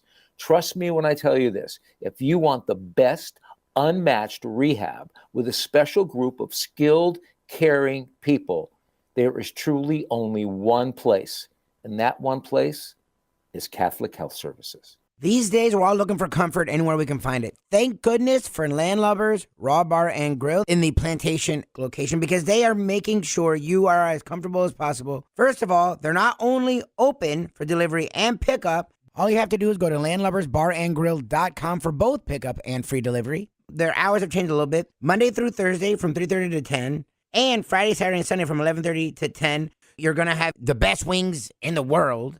You're going to have a great burger. You're going to have their amazing soups. Again, Landlubbers Raw Bar and Grill. It's nice and easy. Just go to landlubbersbarandgrill.com for both your pickup and free delivery. Thank goodness for Landlubbers for making you always feel right at home. What we gonna do right here is go back, way back. back into time. We are now kicking it old school with the one and only Tony Segreto. Brought to you by Catholic Health Services and Texas Roadhouse. All right, welcome back to the show. It's Old School with Tony Segreto here on the Defo Show. Tomorrow we'll have the Hialeah Park Trivia Challenge, among other things. And then Friday, and we're going to try and get some of our handicappers, basketball handicappers on the show tomorrow. Ken will be on tomorrow. Okay, the professor is going to join us, and he has, Tony, I think, a solid opinion, even deeper than that. When it comes to college basketball, it's his game all the way. And we're joined right now. And it's always interesting because we see Ed Garcia. He's joined us by video, as he does right now here on the show. And always very impressive, especially when he's talking about Texas Roadhouse. You can feel the passion that, even the people that are in management at these places have. And what's great is, you come to find out that they have a personal stake in it from many different angles, including monetary and also emotionally. And to see you operate, Ed Garcia, at the Texas Roadhouse restaurant and the way the staff responded and everything, just absolutely phenomenal. And the care and the extent that you guys go to make things unique in that restaurant, I think is very underappreciated, as Tony was pointing out, because it's not like you go down to Restaurant Depot and get a bunch of stuff to throw in the fryer. I mean, the painstaking approach that you guys take to preparing the food for the people, I mean, really is amazing, especially considering, the level of quality for the price. But it was great seeing you, and thanks so much for having us out there at the Miramar store. Absolutely. It was a great time. It was good to have everybody together and break some bread and definitely have some laughs. We broke some bread. Yeah, Tony broke a lot of bread. I think it was 3 baskets. Yeah. No, you know what? You think you know everything. We especially Lubie and I have been through the kitchen and we know how things are going. But I want you to tell people, Ed. First of all, I love the background. I love the background again. Yeah. But you brought out a trio of appetizers. You had boneless wings. We had the potatoes, and then we had the gator bites, right? Was that rattlesnake bites? Rattlesnake bites. Yeah, snake bites. When you told us the painstaking efforts you go to making these rattlesnake bites, I was like, are you kidding me right now? People should know this. So I want you to let people know about these rattlesnake bites, because what you guys do to make them, it's like, are you kidding me right now? Well, a couple of cool things about it, but yes, you're right. When I first started with Texas Roadhouse 16 years ago, it was one of my least favorite things to do because it's a painstaking process. But when you realize when you go through it and how it tastes, it really makes all the difference. But the rattlesnake bites is a homemade jalapeno popper. And what we do is we buy, these huge 40-pound blocks of different cheeses. We have Monterey Jack, we have cheddar, but with the rattlesnake bites, we use the Monterey Jack and we shred it nice and fine. We season it, and then we turn it into a huge, basically like a 20-pound ball. And we let that sit overnight so it gets nice and congealed. The next day, we make it into those smaller ones, and we're adding the jalapenos, a little bit more seasoning. We douse it in a little bit of buttermilk, and we put some breading, and we have to form it into this perfect shape. Let it sit another 4 hours before we can cook it and serve it to you on the plate. And then obviously we get some really awesome dipping sauces. We had a spicy ranch, we had a ranch, and a blue cheese, all made from scratch as well. And that just accentuates it so much. Yeah, it's remarkable. Then you told us about the cheddar cheese, or the Parmesan cheese comes in the big wheel that we always see, maybe like at Whole Foods or something like that. That's correct. I mean, and that's just one of the things that makes the Caesar dressing fantastic. I shared with you our Caesar dressing we make from scratch, has 16 different ingredients. And one of the big things that I think makes our Caesar awesome is that we take that parm wheel, we shred it really, really fine, and we put that into the Caesar dressing. But then we take the long strands and then we kind of garnish that on top. It's one of my favorite salads. I even throw sometimes a little bit of Tabasco on there, kick it up a notch, and have some fun with that. Well, I was telling a dear friend of mine about Texas Roadhouse, having dinner with you all, and then and I said to her, I said, by the way, do you like margaritas? And she goes, yeah, I love them. I go, well, then there's only one place to go. She said, where? I said, you got to go Texas Roadhouse. And she goes, really? I go, first of all, they're so huge, it's ridiculous. They're in a darn mug. I said, and then if you want to order an extra shot, they give you the shot in like a test tube, and they put the test tube in the drink. I go, it's incredible. I mean, I'm not a margarita guy, but holy moly. I mean, Defo and I'm talking about it. Defo and Lubie can attest. They have was great. Those were good. Yeah. It was great. And I was greeted. I came in early, and and nobody, it wasn't like it was like, hey, watch for this Defo guy, and I couldn't have been greeted in any more of a friendly fashion. It was absolutely fabulous. I sat down at the bar and I ordered one of the signature margaritas, and the people, all of the staff there is just absolutely a delight. And Thank you. I know that's consistent all around the country, all 600 locations. Yes. Yeah. Yeah. Those are the appetizers. Can you see the appetizers on there? Yeah. Looks good. Yeah. Yeah. I'll tell you the margarita, it's been the same margarita pretty much for the last 16 years. But you know what the secret is that our sweet and sour mix only has 4 ingredients. It doesn't have 32, 48 like you see at the grocery store that you may pick up. Yeah. No preservatives. It is so fresh, so fantastic. So you get that great clean flavor. You get you don't get that nasty college. It's not like syrupy, taste. No, it's like a juice. It's like nice, clean, and fresh, and I absolutely love it. Yeah. Oh, it's great. Fantastic. Well, I'll tell you what, it's my go-to to get my salmon over the Caesar salad. It's spectacular. It's big. And then I know you guys had the bone-in ribeye and Unreal. Yeah. The next day too, Ed, you were right about that. I mean, I ate that thing cold. My dogs were looking at me saying, "Are we going to get a piece?" And I said, "Of this, I don't think so." And it was delicious, seasoned perfectly, absolutely. I mean, just a great steak. And I'm thinking, where do you get a bone-in ribeye for $29.99 with 2 sides, which one of which could be a salad, that Caesar salad? It's just impossible. Like a third of the price of other places of a similar quality. It was absolutely delightful, the whole thing. Now, Ed, I know it's gambling, but do you guys do bracketology, and do you do brackets at all your restaurants for the Final Four? How many pulls you in with all of your regional connections here? I got quite a few pools going. Just for clarity, there's no financial gain on there or anything like that. In case, I don't know if I can legally gamble by selling alcohol, but no. Yes, I'm in quite a few brackets. I'm very excited to kind of see how things pan out. So they're all due at noon today, but we'll see. We'll see how we do. You got a pick? You know what? I'm going to keep it a little bit on the hush hush. I'm going to see how that first round comes out, because every time I talk about it, my number 1 pick gets knocked out. First round. Usually get destroyed right away. That's the way my experience has been, for sure. And I'll tell you what makes so much embarrassment. It was. I do that every year. My embarrassment starts day one, so I know what you're talking about. And it was not just the food, but the company was wonderful, and we're very grateful for you. And Lubie just put up a shot of the steak and the chili.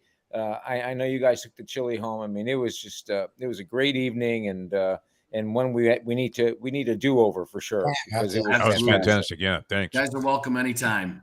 All right. That was brilliant. Ed Garcia, ladies and gentlemen. Very generous of him to take care of all of us like that. That was phenomenal. But you know what? I mean, you had a lot of families in there, and it's always great. I mean, when we always have deep appreciation for the sponsors and the people that back us, and you've had many people behind you in your broadcasting career, as have I. And it's always great when you get the experience again of dealing with these people in some capacity, whatever it is, whether it's a product or a service or whatever they do, and then you realize, my God, that they're even better than I could have described. No matter how much it seems like we're talking in hyperbole about a sponsor, it's always great when you go there and you go, my God, this really is brilliant. It really was fantastic. The other thing is this, and I told you at dinner, the way I got to know Texas Roadhouse was through Ultimate Software, because Ultimate Software does all of their HR and payroll, and Ultimate Software is known for their people culture. Sure, they're always ranked in the top 5 in the country to work for. And they always align themselves with like companies. So they did business with like companies. And Texas Roadhouse is one of them. I mean, their culture is remarkable. How they treat their people is incredible. Now there's going to be an outlier here or there, but 100% of the time, pretty much, you talk to someone who works there, that they love it. They love the way they're treated. Good vibe in there. You Yeah, can feel the it. vibe is phenomenal. So I think that's a big part of it, because they always make you feel welcome, and you never feel out of place ever. And, No, people were having a good time because Yeah, you I know, they mean- were having a great meal and a lot of food for you know, a very very reasonable.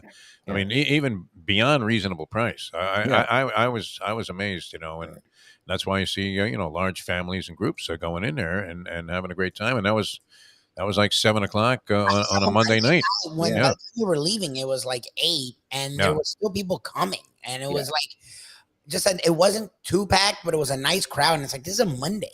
That was good. That was all good. Yeah.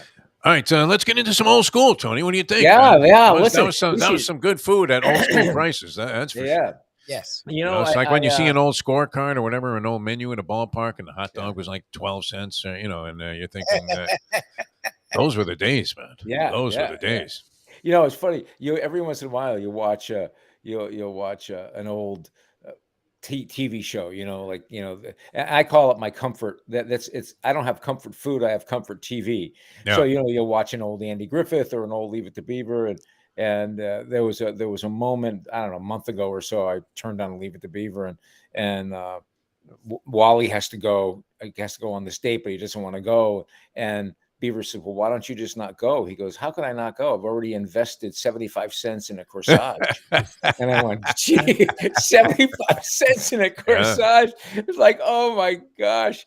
Remember when you had a $20 bill in your pocket and you thought, oh my, you thought you were a billionaire. You thought you had like Pat Riley's per diem when he came to the Heat. Yeah, you know, like, thinking, if I had where can 5 I of possibly these- spend this? Yeah. If I had 5 of these, I wouldn't even ever have to work again. You know, what are those deals? But, you know, I'm excited. You know, I love this time of year because, as you said, I know you talked about the baseball classic, but, you know, think about it. No. But in another 3 weeks, Major League Baseball starts. Yeah, we have the Florida Derby coming up on April 1st. You know, which is going to be fantastic. Well, and then you know, the Spring Classics, as they are, you know, I mean, that's going to be great. Kentucky Derby. And now we have, you know, March Madness, both men and women. Yeah. I'm excited for both. I just think it's you know. I'm glad you threw that in for Jim Sarney, who I see has yet to make a comment on their you know, chart here. it's you know, it's the truth. It's funny. I was talking, Roseanne and I were talking last night, and we were talking about World International Women's Day and all the different things, and some of these women, you know, Billie Jean King was just interviewed, and my daughter posted something about it because she really kind of gravitated toward what Billie Jean said, and was so true. She goes, Billie Jean's statement was something to the effect that, I'm paraphrasing here, you know, people think we should be satisfied with the crumbs, but as far as I'm concerned, we want the whole cake with the icing and the cherry on top.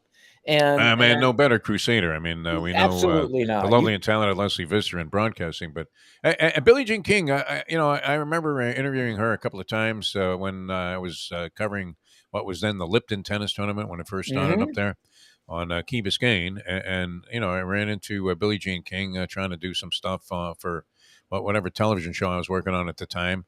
And she could not have been any more accommodating or delightful or welcoming, and would have talked all day.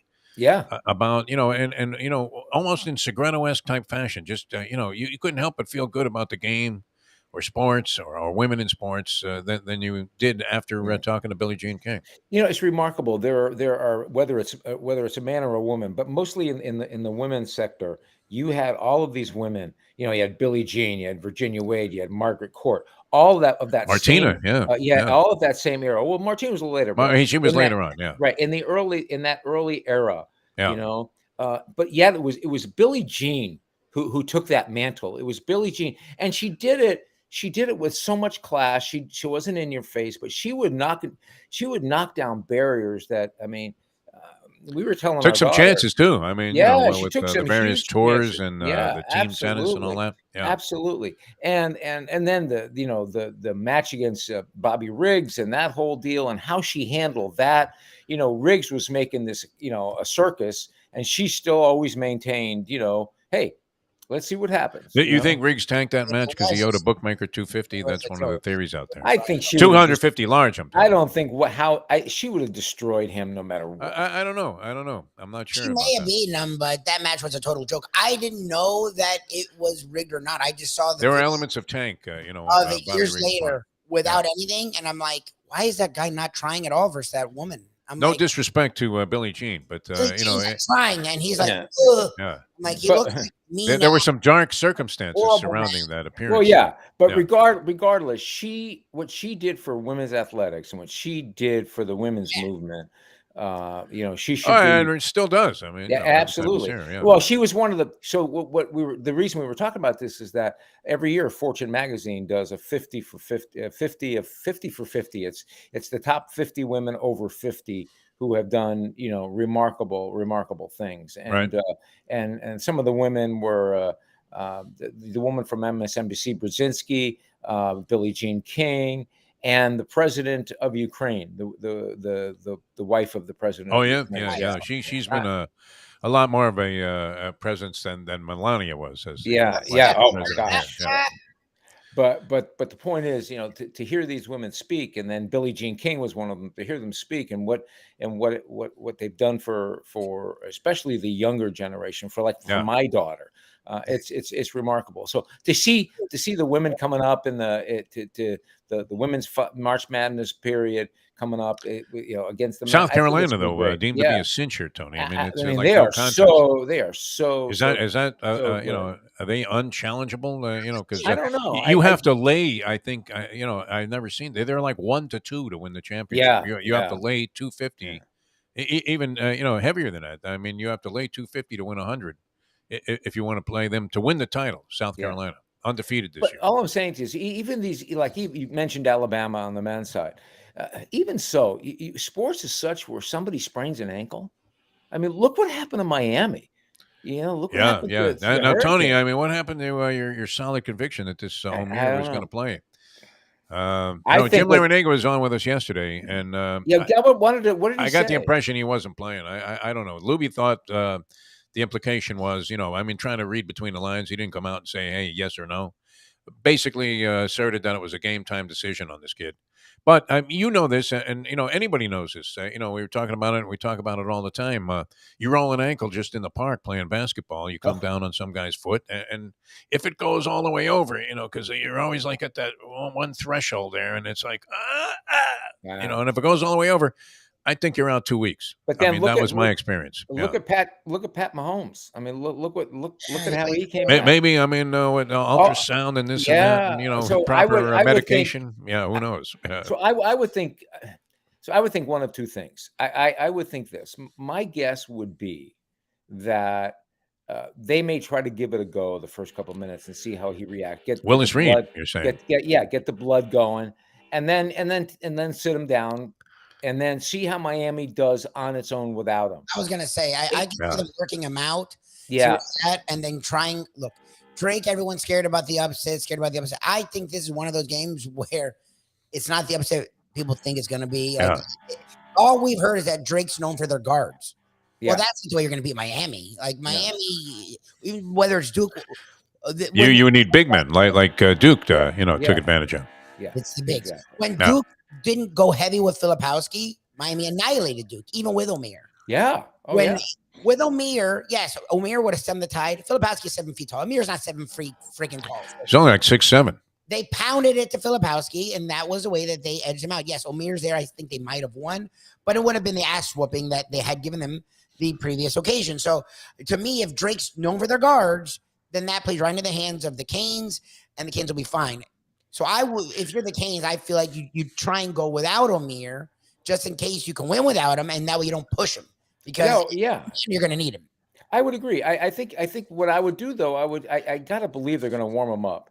I think he's going to play. I think they're going to warm him up and see how it goes, and if he can play a minute or two, we'll see how he handles it. But again, to your point, Lubie, as I said, I think if they can do it without him, I think they're going to at least get another couple of days out of him. So I'm seeing Jim Sarney's question here. Don't let Sonny distract you into an obscure area here, because we love Sonny. He watches everything, but I don't know that we want to transition right into women's softball tonight. Let's continue with this, and I'll talk about. We're on a roll here. I mean, I'll talk about that Oklahoma game in a minute, but no, I think I want to see Miami go out there. Sonny is telling us always to focus on one thing, and try and throws in a bomb like that. Yeah, you want to roll a grenade into the room. Tony do 20 minutes on that game. Tony, I mean, Tony will name every player on both teams. No. I'm going to try and I'm going to try and do this. I think that again. If I'm Larrañaga, first of all, you know what I was thinking? Larrañaga told us a great story. Just I don't know, I don't think you caught the show, but with Jim, but he told us a great story about a similar situation where one of his in a standout moments in his tournament history, whether as a fan, an observer, or as a guy that's participated in many, was when he had a like 6'8" George Mason. Yeah, he was at George Mason, and he had a 6'8", 293-pound center or something, and the guy had both ankles were in bad shape, and the guy went to a lake in Michigan or something in the middle of winter, and stuck his ankles in a lake to try and get the swelling down, and actually played and had a big ball game. And he said that still stands out to him. So maybe who knows what this guy is doing, man? They probably he's going to be in Albany. He'll go stick his ankles in the snowdrifts. Right there in what is that lake? Whatever that is. They don't need to go to a lake. There's 13 feet of snow. Are you kidding me? Yeah, just stick your feet in a snowbank there, Romir, and see what happens. I want to bring this up. I thought of this, and I thought of you yesterday, Defo. Larrañaga, to me, is the reincarnation of Howard Schnellenberger for basketball. It feels like he is in some that, ways, yeah. He's a man of wisdom. He gets your team. He knows how to push the buttons. He may be old school, but he comes up with new ideas and new things, and he's not old school in the way this team plays. No, man, he is. I haven't even figured out exactly what school these guys are going to. He is. Yeah. I will not put anything past him. No, and I'm excited for Drake, and I think Miami can pull it off. I think everybody's worried about it, but I'm. Well, Louis made a good point, which Jim Larrañaga brought up. It was they got killed after Omir went out because he said that Duke, and I didn't even realize this, had an abundance of 7-footers all pounding the chest there. Yeah, and there was a big difference. They got a lot of easy passes on the inside, and then when it didn't hurt them any. That Jay Billis was the lead official in the game, and there was that one sequence there where you were like, "Wait a minute, man! I mean, how many times can you rob the same team on the same possession? Exactly, you blind assholes!" Right, but Agreed. But I'm not going to blame. The game wasn't lost, because of one badly officiated possession or anything. But nonetheless, I mean, they were really at a disadvantage on the glass. It was obvious, and as Lubie said, this is a guard-based team, this Drake team, which a lot of people have pictured and depicted as an early candidate for Cinderella. And I mean, they're in there with a shot. Obviously, being well respected by the odds makers, who have this as only a 2.5-point ball game in favor of the Canes.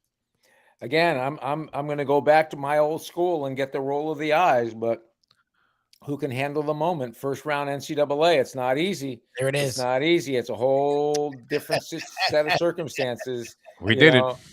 Mark the tape at 8:38. What's the over under? I'm just telling you. You all laugh at me, but it's the truth. It's the truth. I'm sure there's some to that, in this case. When you're dealing with 18 and 19-year-old kids, and I don't care if they're pros or not pros. Now you're dealing with 25-year-old kids. Yeah, Drake has like a 25-year-old guy. He's like Tom Lutarski. I mean, all joking aside, we were watching that Oklahoma FSU game last night. Some of the girls at Oklahoma looked like they were 35 years old. I was like, they are. Kidding? That's the thing. Yeah. Here's a great sports talk question for you. If you were doing like local sports talk here, who has a better chance to advance in the tournament? Would it be Miami or FAU? Oh God! Who comes in as a 9 seed, and a lot of people like what they've done so far this season. And while it doesn't look like they're going to get too far, because I think if they win their first game, they would go against Gonzaga. They play a once. Yeah, something like that. Yeah. So it was, I have to tell you, it was very cool yesterday. The Today Show did a whole thing on on March Madness, and they actually were live at FAU because it was the first time. Nice. It was the first time that FAU had made the tournament, and it was just really cool to see how excited they are, and again, it goes back. Oh, they have Purdue. They would have Purdue likely in the. Oh yeah, that's going to be a tall order, literally. Yeah. Does Zach Edey, doesn't he look like the mascot? The Greek pointed this out to us. Doesn't he look like the Purdue mascot? I mean, the guy's got like this a square head. I mean, but he's a lot to handle on the inside. I mean, FAU has this one giant guy also that's also pretty muscular. Be kind of an interesting matchup inside there with Zach Edey if it comes to that. So that'll be fun. Well, what do you think? I mean, and I didn't mean to cut off your story there, but. It's nice to see. I love when these smaller schools get this kind of recognition, and I love when they win a couple of games. It's great. That's the best part of this. That's the best part of this tournament. I mean, look at what was it? What was it? Saint? What was it last year? St. Peter's was St. Peter's. Yeah, my gosh. And Sister Jean is still alive at 114, which is amazing. Although Loyola Chicago's not in the tournament. Yeah, but it was so cool. How many? First of all, what's cool about this tournament is that everybody's got the bracket, but yet when you look at the field, it's overwhelming, right? It's overwhelming. There's so many games going on. It's like you're at the U.S. 16 Open. a day for 2 days. Yeah, you're at the U.S. Open. You got court 9, court 8, court 3, court 2 going on, and you're bouncing around. And people are going, geez, what do I watch? When do I tune in? Where is it on? I mean, is it on Fox? Is it on? I couldn't TBS? find it last night. Yeah. I didn't realize it was True TV. Yeah, exactly. In any event, it's still you still bring out those Cinderella games and the Cinderella stories, and all of a sudden people are like experts on St. Peter's and experts on Drake and all these different schools. That's what's just it's wonderful. It's just great wonderful too. Yeah, I mean, if you get on one of these teams early and you can ride their back into say the Final Four. And cash tickets all the way along the line. I'm looking at. I mentioned this yesterday. The 2 games I have the greatest interest in the first round, Tony, are obviously Miami and Drake because of our affection and affinity for Coach Larinaga and the way that he's approaching this game and the whole tournament in general and the success that he's had. Under. I mean, what would be even more seemingly challenging circumstances there with George Mason. Yeah. Plus, for me, I have a school investment. I mean, yeah. And but I'm looking at UConn Iona, because of the Patino thing, and UConn was a hot team coming into the tournament, and there are people that think that they might even have a chance, to pull off the ultimate upset and win it all. I don't know. That's Kemba Walker-esque there. It could happen, I guess. But and Iona, all of the speculation is that our man Rick will be whisked by a limousine straight from this ball game if he loses it to the campus of St. John's, where he'll be announced as their next head coach. So, a lot of interest in that game for me. Yeah, I get it, and I would, and because of what you just said, I have an interest in it too, and I wouldn't have had it otherwise. And again, I think that's.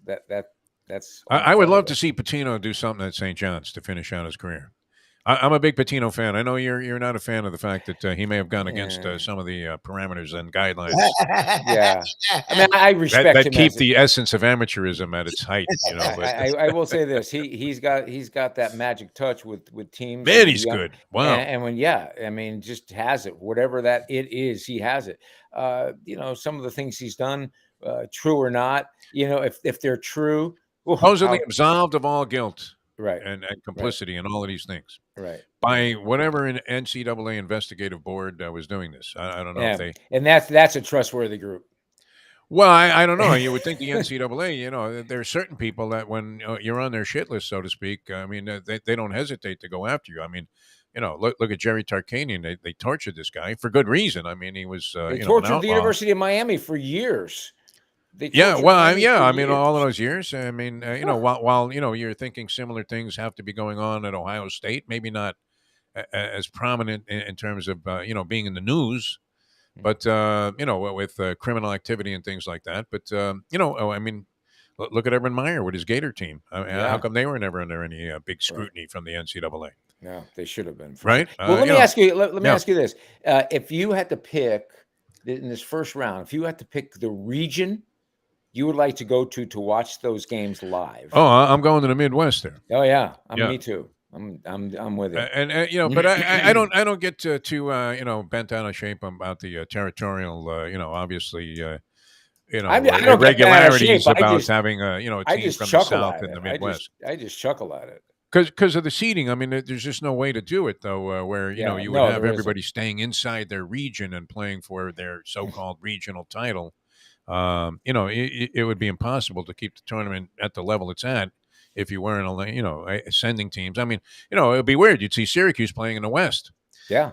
You know, in the past, and you know, that's just, it seems like arbitrary design. But well, we're wishing Coach L the best. That's going to be a lot of fun. Did you? I mean, do you have any concept of who you think might win the whole thing? I'm hoping it's not Alabama. I know that. Okay. You know, I don't know. I don't have, for whatever reason this year, I don't have a pulse on who I think is going to emerge. I mean, does Gonzaga pull it out again? You know, what is this Duke is coming up? I mean, all of a sudden that would be painful if Duke. They're a hot team. Sure. I mean, what happens? I mean, they could, you know, if things fall the way they want, man, they could be in that Final Four. No doubt, yeah. You know, obviously Alabama's the favorite, but I'm hoping it's not. I'm just hoping it's not. Yeah, all I can say. You know, I mean, the likelihood. Who do you I don't have a strong opinion on it. I would have to say that I'd be a bad guy to ask that. Me too. You know, I mean, I could tell you Houston, but I really would be taking a guess. Alabama, obviously, with this Brandon Miller, seems like the likely champion because you have the most evil of stories. You know, and you know, just a bungled situation completely by the administration. This Nate Oates, I mean, literally, I mean, we were talking about it earlier. You know, our woman theory, where you're caught red-handed in bed with another woman as a wife walks in and she says, "Who's she?" And you say, "Woman? What woman?" I don't see any woman. Yeah. I mean, to be that blind to you know, sensitivities about a woman, you know, being killed, you know, near campus by. Allegedly one of your basketball players with complicity from another, you know, and that guy, what's his name? Is it Byrne? The athletic director there? I'm not sure, but I seem to, you know, want to say it's Byrne, and he, Greg Byrne, something like that. He looked like a fool when he was trying to explain the situation. I mean, it was a disgrace to all of the sanctimony that you like to associate. No, and then it goes back to, you know, the whole. The schools like Alabama, in this case, and in this sport, when they do things like this, it sends a pall over the entire. It's ugliness. Yeah, absolutely. It sends a pall over everything, and because there are a lot of schools who are doing it the right way. The indifference they expressed about. Like, well, that's the thing. It was totally magnitude different of the situation. Yeah, it was very Trump-esque. You know, it was like, oh, what do you mean? No way. You know, it's like we're not. Yeah. We don't know nothing about what this kid did. I mean, you know, it's kind of crazy. Like we've ignoring what happened. You know, completely. Yeah. That was weird. I mean, I mean, look, I don't know if they win it all. They win it all. I'm not going to be, you know, overwhelmingly, you know, upset about it. But just looking for the excitement, and it begins really. I mean, it's already underway with the playing games. I mean, you had a dynamite game come down to the wire last night to decide whether Pittsburgh got in or not. And you know, and we have a couple of local teams there, which I don't know. I mean, FAU would look like their destiny would be to get crushed in the second round if they can get by this first game. We'll see. But you know what else is? You know what else, Defo? You talk about this being in the old school segment. Yeah. Is it me or was when we were growing up, was the NIT a bigger deal than it is now? It was a big deal, no doubt. The first college basketball games I ever attended in my lifetime live. Where the NIT was at the NIT. You know, my buddy Cliff and I, we played a lot of basketball. We were really into it. We went to the NIT as if it was just as prestigious as the NCAA tournament. And we saw Kansas with JoJo White. And they were involved. There was a semifinals. There were the semifinals. And Dayton had Donnie May. Yeah, Dayton Flyers, who went on to play for the Wasn't Knicks. Heyman on that team? That I couldn't tell you, but I do remember Donnie May was the big star of Dayton at that time, and JoJo White, who I thought was a chucker. You know, and I wasn't that impressed with JoJo White. He had a decent pro career, no question. Donnie May lasted a little while. Was a solid like one of these 6'4" white guys that was just like a Dave the Busher type. Could shoot a little bit. I think he was a left-hander also, which he might have been. But the first time I went, and we gave it the same, illustrious prestige as if we had gone to see, John Wooden win one of those 11 championships with UCLA. And now it's not just an afterthought. It's not even in your thoughts. It's do you think that was a slap in the face? A lot of people were sort of really turned off by North Carolina turning down the invitation. I definitely think so. I think it's dumb. I don't get it. Yeah. They're too good for it, then play better because you weren't. Yeah. You weren't too good for it. It's like you're saying we don't want to play anymore. You know what? We couldn't win the big one, so you know what? Forget it. We're taking our ball and going home. It's like BS. We're not sitting out 2 games to get back out on the court and see if we can win one. Yeah.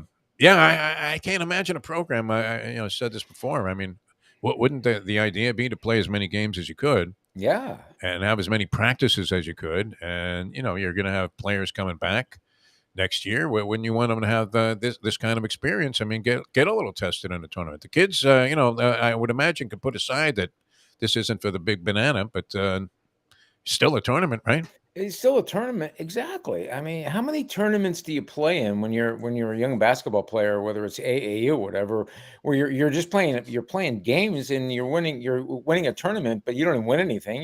You have the right to say I won the tournament. Yeah. I mean, I don't know if what role, if any role, the kids played in it, the boys played in it. If they didn't. I don't imagine they went and pulled the players. Yeah. I mean, No, they'll ask. Yeah. That had to be an athletic director coach decision.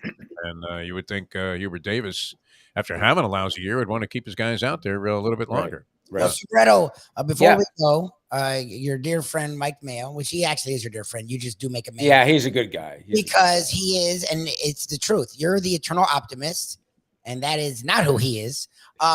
He asked, so I'll ask for him. Since you're down here till I guess Mayish, and you love yourself a track, as we found out, you should join us one of these Fridays for some. I would love to. I would love to do that. Yeah. And you know what's funny is like Mike was.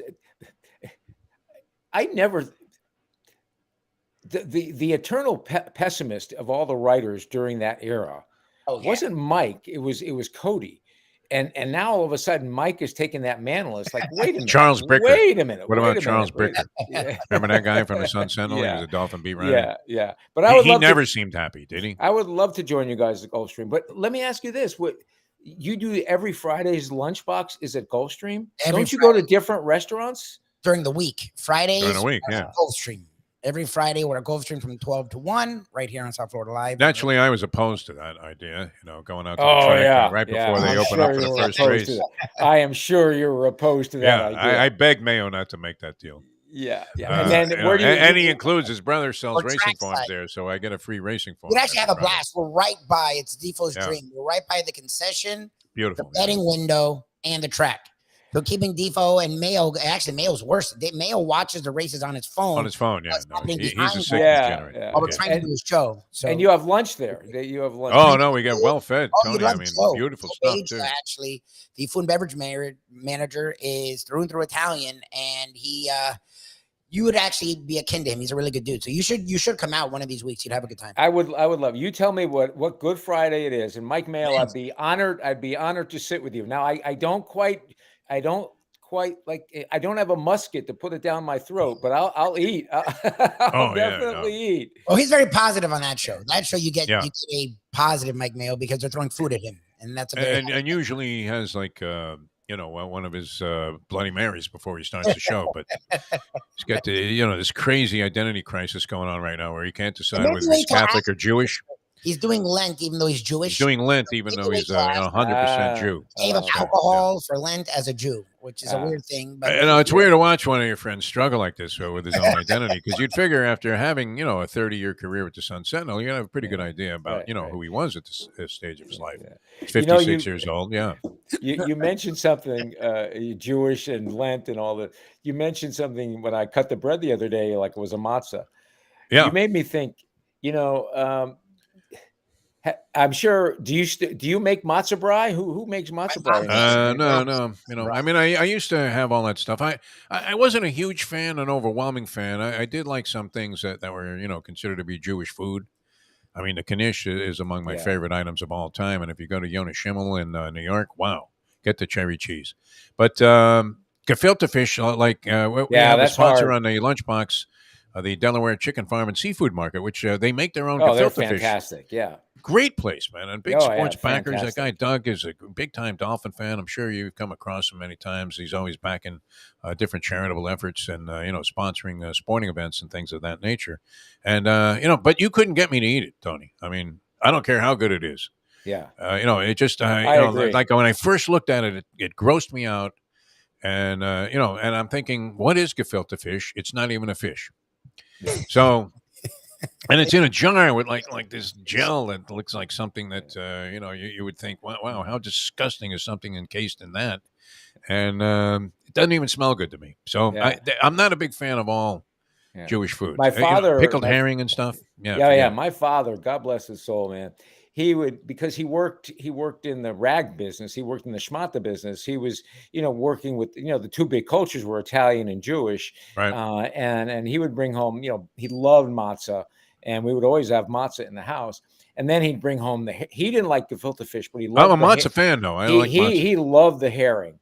Yeah. He loved the herring and the chicken liver and all that. Smelts was another thing. It's not a Jewish thing specifically, but.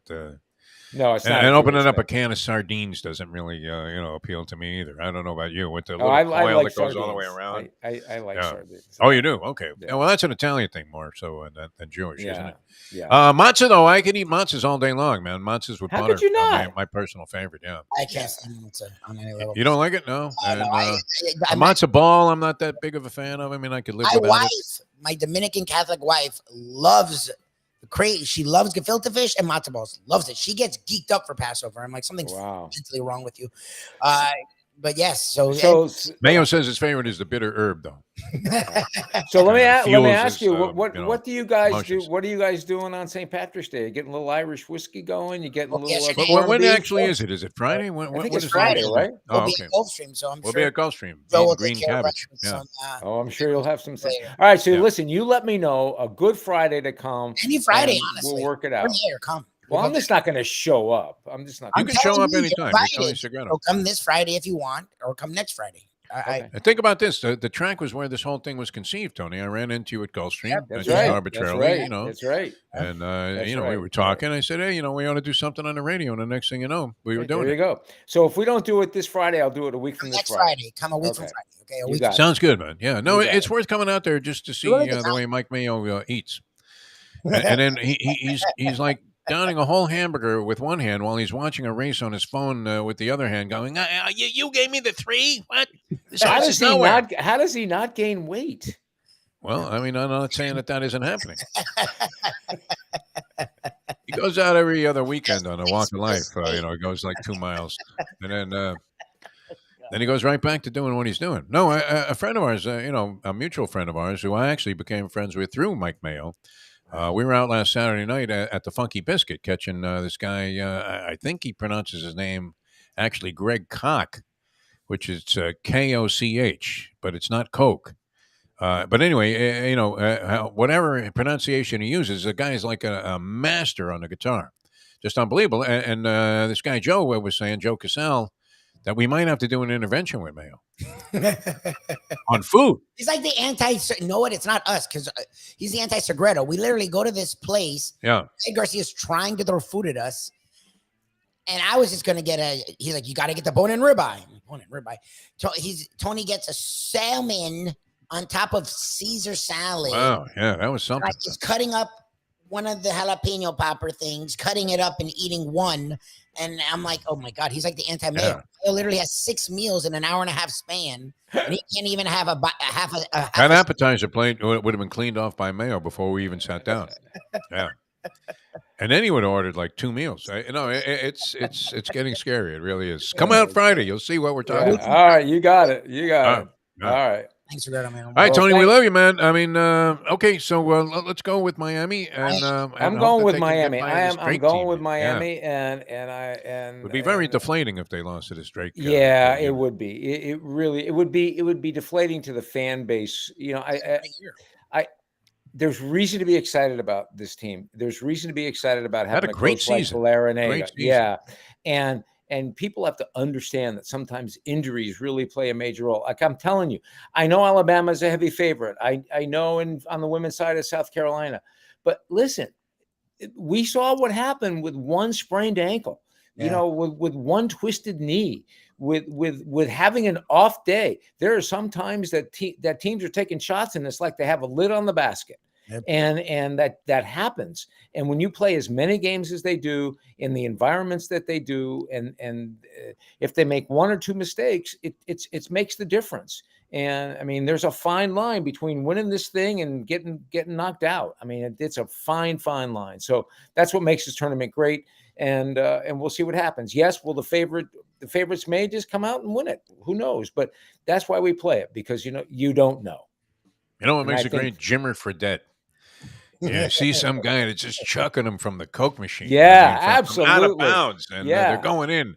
Yeah. The guy's averaging 40, and they can't stop him, even though he's the only guy that can score on the team. Yeah, and he's like 6 feet tall. I'm going back to St. Peter's. That little guard, man, he was all over the place, hitting threes and doing the impossible, doing absolutely the impossible, and made the tournament what it was.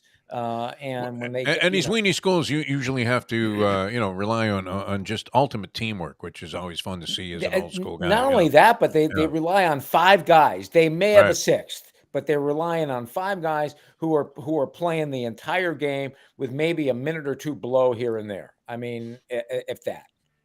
Does Dusty May have to win a game and then give Purdue a little bit of a run for their money to get one of these major college jobs by next season? Yeah. What do you think? I tell you what, if they get to Purdue and they keep Purdue in I mean, they're not blown out by they're Purdue. within 10, yeah. Oh yeah, like that, there's no way he doesn't get a big. All right, we'll see what happens.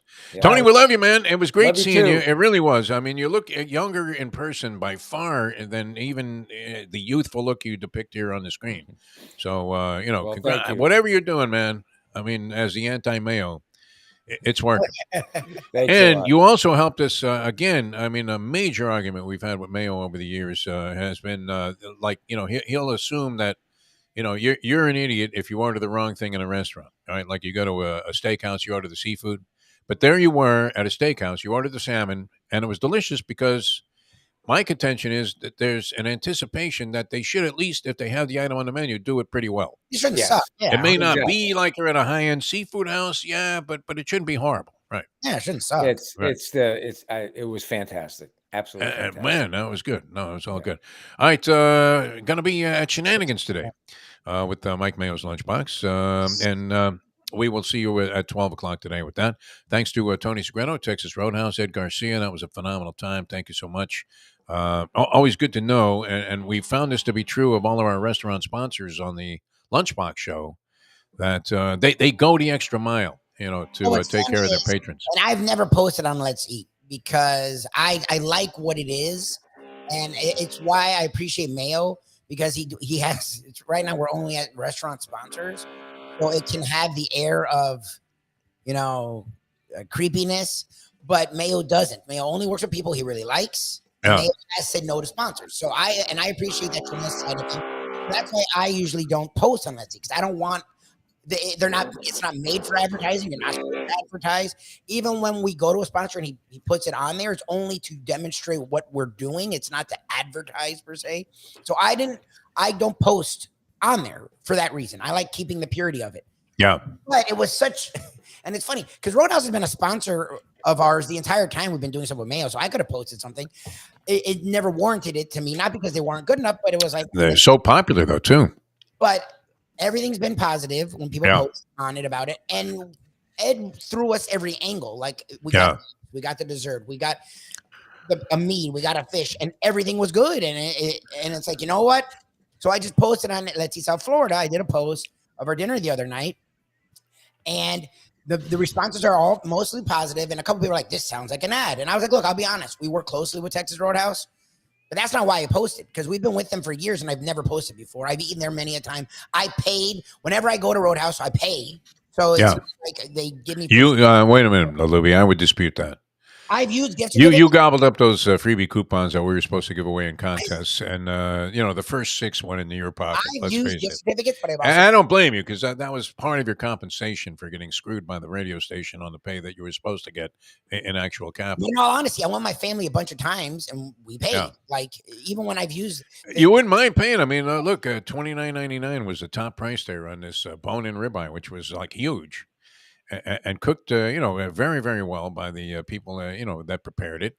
What was it? The same exact quality that you might get at like New York Prime or something. I don't know. Maybe it wasn't quite the top end cut, but I mean, certainly it was quality enough that even the next day, I literally picked up the bone and ate the rest of it, mayo fashion. but the reality is, they're a sponsor of ours. They also are great. I don't feel bad Yeah. promoting them, and I appreciate what they are. And it's Tony Segreto, again, like Mayo, he only aligns himself with people that he actually believes in. Segreto is the ultimate in credibility. And that meal was great. It was like you're at a steakhouse, you're getting a cut of meat that's usually $60 or $70. So 29, what do you expect? Well, If that thing had been even in sort of a family like discounted type of place, of which there are many others that are out there, but the reason that everybody's so happy at Texas Roadhouse, I mean, if they had charged $45 for that same steak, you would have said, hey, that's a pretty good deal. Look, we've both been to expensive steakhouses recently and had experiences. You went to a place where they charge what, 80, 120? The steak at Gordon Ramsay, in Atlantic City. I mean, it's a casino restaurant, but I think it's sort of comparable. I mean, maybe it'd be $20 less if you were at a freestanding Gordon Ramsay place, but it goes for like $90. And the lady yelled, it was cooked wrong, and then the lady yelled at you when it was cooked wrong. I went to Prime. I mean, this thing was butchered by the chef. It really was. I mean, it was well done. I went to as Prime opposed to 12, which is known as the Ritzy Steakhouse. Yeah. The steak was like, and I'm not even being mean. It was like $80. The cheapest steak was like $60 or $70. Right. And it was like, not to be mean, it just was. I enjoyed that Texas Roadhouse steak more than one of these places. Like, I'm not saying fancy steakhouses don't earn their place. Oh, yeah, you can tell the difference, in a really high quality place, no doubt. It just had a really good flavor. So, you know what? Good for them and what they do. And people seem to be enjoying the post I put up. And, we will be at Shenanigans, another great establishment that does a really good job today at 12 o'clock. All right, sounds good. All right, we have to get out of here. And we will see you later on. 12 o'clock, Mike Mayo's Lunchbox show. I don't know if he's going to have a March Madness theme working here. He doesn't seem to be too into college basketball, Mayo. Well, Pat is. Pat Utter. Okay, good. Pat Utter is majorly into sports, and he usually joins us. We're lucky to have him join us. And he owns a sports bar. Right. No, a great establishment. Really. A shame they had to shut down the original place, but that was ripped over the greedy landlord and a guy being unreasonable. And Patrick Utter is not going to, be starving, not to use a pun anytime soon, because the guy's been very successful with both locations, and he's in a much more favorable position there because he owns the joint. Well, a man by the name of Patrick is very vested in St. Patty's Day, but he also is very vested in the tournament. So we will talk about all good. All right, sounds good. All right, we'll see you later as we leave on that. The time. It's 9:07. Let's go to eat a damn snack. Look what they done to my show.